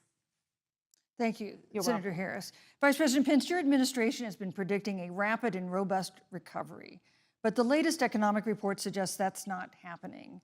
Should Americans be braced for an economic comeback that is going to take not months, but a year or more? You have 2 minutes to answer uninterrupted. When President Trump and I took office, America had gone through the slowest economic recovery since the Great Depression.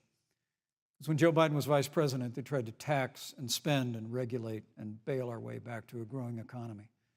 President Trump cut taxes across the board. Despite what Senator Harris says, the average American family of 4 had $2,000 in savings in taxes. And with the rise in wages that occurred, most predominantly for blue-collar, hardworking Americans, the average household income for a family of 4 increased by $4,000 following President Trump's tax cuts. But America, you just heard Senator Harris tell you, on day one, Joe Biden's going to raise your taxes. It's really remarkable to think, Susan. I mean, right after a time where we're going through a pandemic that lost 22 million jobs at the height, we've already added back 11.6 million jobs because we had a president who cut taxes, rolled back regulation, unleashed American energy, fought for free and fair trade, and secured $4 trillion from the Congress of the United States to give direct payments to families, saved 50 million jobs through the Paycheck Protection Program. We literally have spared no expense to help the American people and the American worker through this. Joe Biden and Kamala Harris want to raise taxes. They want to bury our economy under a $2 trillion Green New Deal, which you were one of the original co-sponsors of in the United States Senate. They want to abolish fossil fuels and ban fracking, which would cost hundreds of thousands of American jobs all across the heartland. And Joe Biden wants to go back to the economic surrender to China, that when we took office, half of our international trade deficit was with China alone. And Joe Biden wants to repeal all of the tariffs that President Trump put into effect to fight for American jobs and American workers. Joe Biden says democracy's on the ballot. Make no mistake about it, Susan. The American economy, the American comeback is on the ballot with 4 more years of growth and opportunity, 4 more years of President Donald Trump. 2021 is going to be the biggest economic year in the history of this country. Thank you, Vice President Pence. Senator Harris. Well, I mean, I thought we saw enough of it in last week's debate, but I think this is supposed to be a debate based on fact and truth. And the truth and the fact is, Joe Biden has been very clear. He will not raise taxes on anybody who makes less than $400,000 a year. He said he's going to repeal the Trump tax cuts. Mr. Vice President, I'm speaking. Well, wait. I'm speaking. It'd be important if you said the truth. Joe Biden said twice in the debate last week that he's going to repeal the Trump tax cuts. That was tax cuts that gave the average working family $2,000 in a tax break every single year. Senator, that is that's the math. absolutely not true. That Is he tax only bill- is he only going to repeal part of the Trump tax cuts? If you don't mind letting me finish, we can then Please. have a conversation, okay? Please. Okay. Joe Biden will not raise taxes on anyone who makes less than $400,000 a year. He has been very clear about that. Joe Biden will not end fracking. He has been very clear about that. Joe Biden is the one who, during the Great Recession, was responsible for the Recovery Act that brought America back. And now the Trump-Pence administration wants to take credit when they rode the coattails of Joe Biden's success for the economy that they had at the beginning of their term. Of course, now the economy is a complete disaster. But Joe Biden, on the one hand, did that. On the other hand, you have Donald Trump, who has reigned over a recession that is being compared to the Great Depression.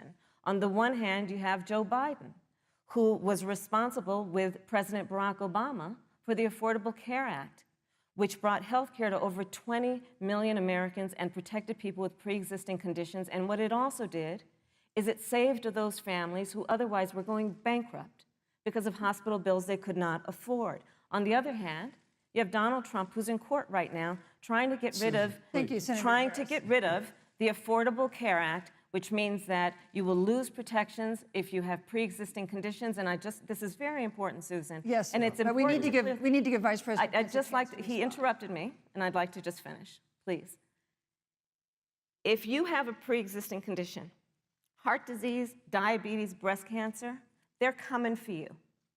If you love someone who has a pre-existing condition, they're coming for you. If you are under the age of 26 on your parents' coverage, they're coming for you. Senator Harris, thank you. You're welcome. Let me give you a chance to respond. Well, I hope we have a chance to talk about health care because Obamacare was a disaster. The American people remember it well. And President Trump and I have a plan to improve health care and to protect pre-existing conditions for every American. But look, Senator Harris, you're entitled to your own opinion, but you're not entitled to your own facts. You yourself said on multiple occasions when you were running for president that you would ban fracking. Joe Biden looked at a supporter in the eye and pointed and said, I guarantee that we will abolish fossil fuels. They have a $2 trillion version of the Green New Deal, Susan, that your newspaper, USA Today, said really wasn't that very different from the original Green New Deal. More taxes, more regulation, banning fracking, abolishing fossil fuel, crushing American energy, and economic surrender to China is a prescription for economic decline. President Trump and I will keep America growing. The V-shaped recovery that's underway right now will continue with 4 more years of President Donald Trump in the White House. Thank you very, very much, Vice President Pence. Once again, you've provided the perfect segue to a new topic, which is climate change. And Vice President Pence, I'd like to pose the first question to you. This year, we've seen record-setting hurricanes in the South. Another one, Hurricane Delta, is now threatening the Gulf. And we have seen record-setting wildfires in the West. Do you believe, as the scientific community has concluded, that man-made climate change has made wildfires bigger, hotter, and more deadly, and have made hurricanes wetter, slower, and more damaging? You have 2 minutes uninterrupted. Thank you, Susan. Well, first, I'm very proud of our record on the environment and on conservation. According to all of the best estimates, our air and land are cleaner than any time ever recorded. And our water is among the cleanest in the world. And just a little while ago, the President signed the Outdoors Act. It's the largest investment in our public lands and public parks in 100 years. So President Trump has made a commitment to conservation and to the environment. Now, with regard to climate change, the climate is changing. But the issue is, what's the cause and what do we do about it? President Trump has made it clear that we're going to continue to listen to the science. Now, Joe Biden and Kamala Harris would put us back in the Paris Climate Accord. They'd impose the Green New Deal, which would crush American energy, would increase the energy costs of American families in their homes, and literally would crush American jobs. And President Trump and I believe that the progress that we have made in a cleaner environment has been happening precisely because we have a strong free market economy. You know, what's remarkable is the United States has reduced CO2 more than the countries that are still in the Paris Climate Accord, but we've done it through innovation, and we've done it through natural gas and fracking, which, Senator, the American people can go look at the record. I know Joe Biden says otherwise now, as you do, but the both of you repeatedly committed to abolishing fossil fuel and banning fracking. And so by creating the kind of American innovation, we're actually steering toward a stronger and better environment. With regard to wildfires, President Trump and I believe that forest management has to be front and center, and even Governor Gavin Newsom from your state has agreed we've got to work on forest management. And with regard to hurricanes, the National Oceanic Administration tells us that actually as difficult as they are, Thank you, Vice President. There are no more hurricanes today than there were 100 years ago. Thank you. But many of the climate alarmists Pence, use I'm sorry, your time hurricanes is up. and wildfires to try and Thank sell you, their Vice bill of President goods of a Pence. Green New Deal. And President Trump and I are going to always put Thank you, American Vice jobs and President American Pence. workers first. Senator Harris, as the Vice President mentioned, you co-sponsored the Green New Deal in Congress. But Vice President Biden said in last week's debate that he does not support the Green New Deal. But if you look at the Biden-Harris campaign website, it describes the Green New Deal as a crucial framework. What exactly would be the stance of a Biden-Harris administration toward the Green New Deal? You have 2 minutes uninterrupted. Sure. So first of all, I will repeat, and the American people know, that Joe Biden will not ban fracking. That is a fact. That is a fact. I will repeat that Joe Biden has been very clear that he thinks about growing jobs, which is why he will not increase taxes for anyone who makes less than $400,000 a year. Joe Biden's economic plan, Moody's, which is a reputable Wall Street firm, has said will create 7 million more jobs than Donald Trump's. And part of those jobs that will be created by Joe Biden are going to be about clean energy and renewable energy. Because you see, Joe understands that the west coast of our country is burning, including my home state of California. Joe sees what is happening on the Gulf states, which are being battered by storms. Joe has seen and talked with the farmers in Iowa, whose entire crops have been destroyed because of floods. And so Joe believes, again, in science. I'll tell you something, Susan. I served, when I first got to the Senate, on the committee that's responsible for the environment. Do you know this administration took the word science off the website and then took the phrase climate change off the website? We have seen a pattern with this administration, which is they don't believe in science. And Joe's plan is about saying we're going to deal with it, but we're also going to create jobs. Donald Trump, when asked about the wildfires in California, and the question was, you know, the science is telling us this, you know what Donald Trump said? Science doesn't know. So let's talk about who is prepared to lead our country over the course of the next 4 years on what is an existential threat to us as human beings. Joe is about saying we're going to invest that in renewable energy. It's going to be about the creation of millions of jobs. We will achieve net zero emissions by 2050, carbon neutral by 2035. Joe has a plan. This has been a lot of talk from the Trump administration, and really it has been to go backward instead of forward. We will also re-enter the climate agreement with pride. Senator Harris just said that climate change is an existential threat. Vice President Pence, do you believe that climate change poses an existential threat? As I said, Susan, the climate is changing. We'll follow the science. But once again, Senator Harris is denying the fact that they're going to raise taxes on every American. Joe Biden said twice in the debate last week that on day one he was going to repeal the Trump tax cuts.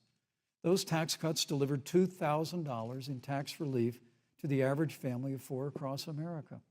And with regard to banning fracking, I just recommend that people look at the record. You yourself said repeatedly that you would ban fracking. You were the first Senate co-sponsor of the Green New Deal. And while Joe Biden denied the Green New Deal, Susan, thank you for pointing out, the Green New Deal is on their campaign website. And as USA Today said, it's essentially the same plan as you co-sponsored with AOC when she submitted it in the Senate. And you just heard the senator say that she's going to resubmit America to the Paris Climate Accord. Look, the American people have always cherished our environment. We'll continue to cherish it. We've made great progress reducing CO2 emissions through American innovation and the development of natural gas through fracking.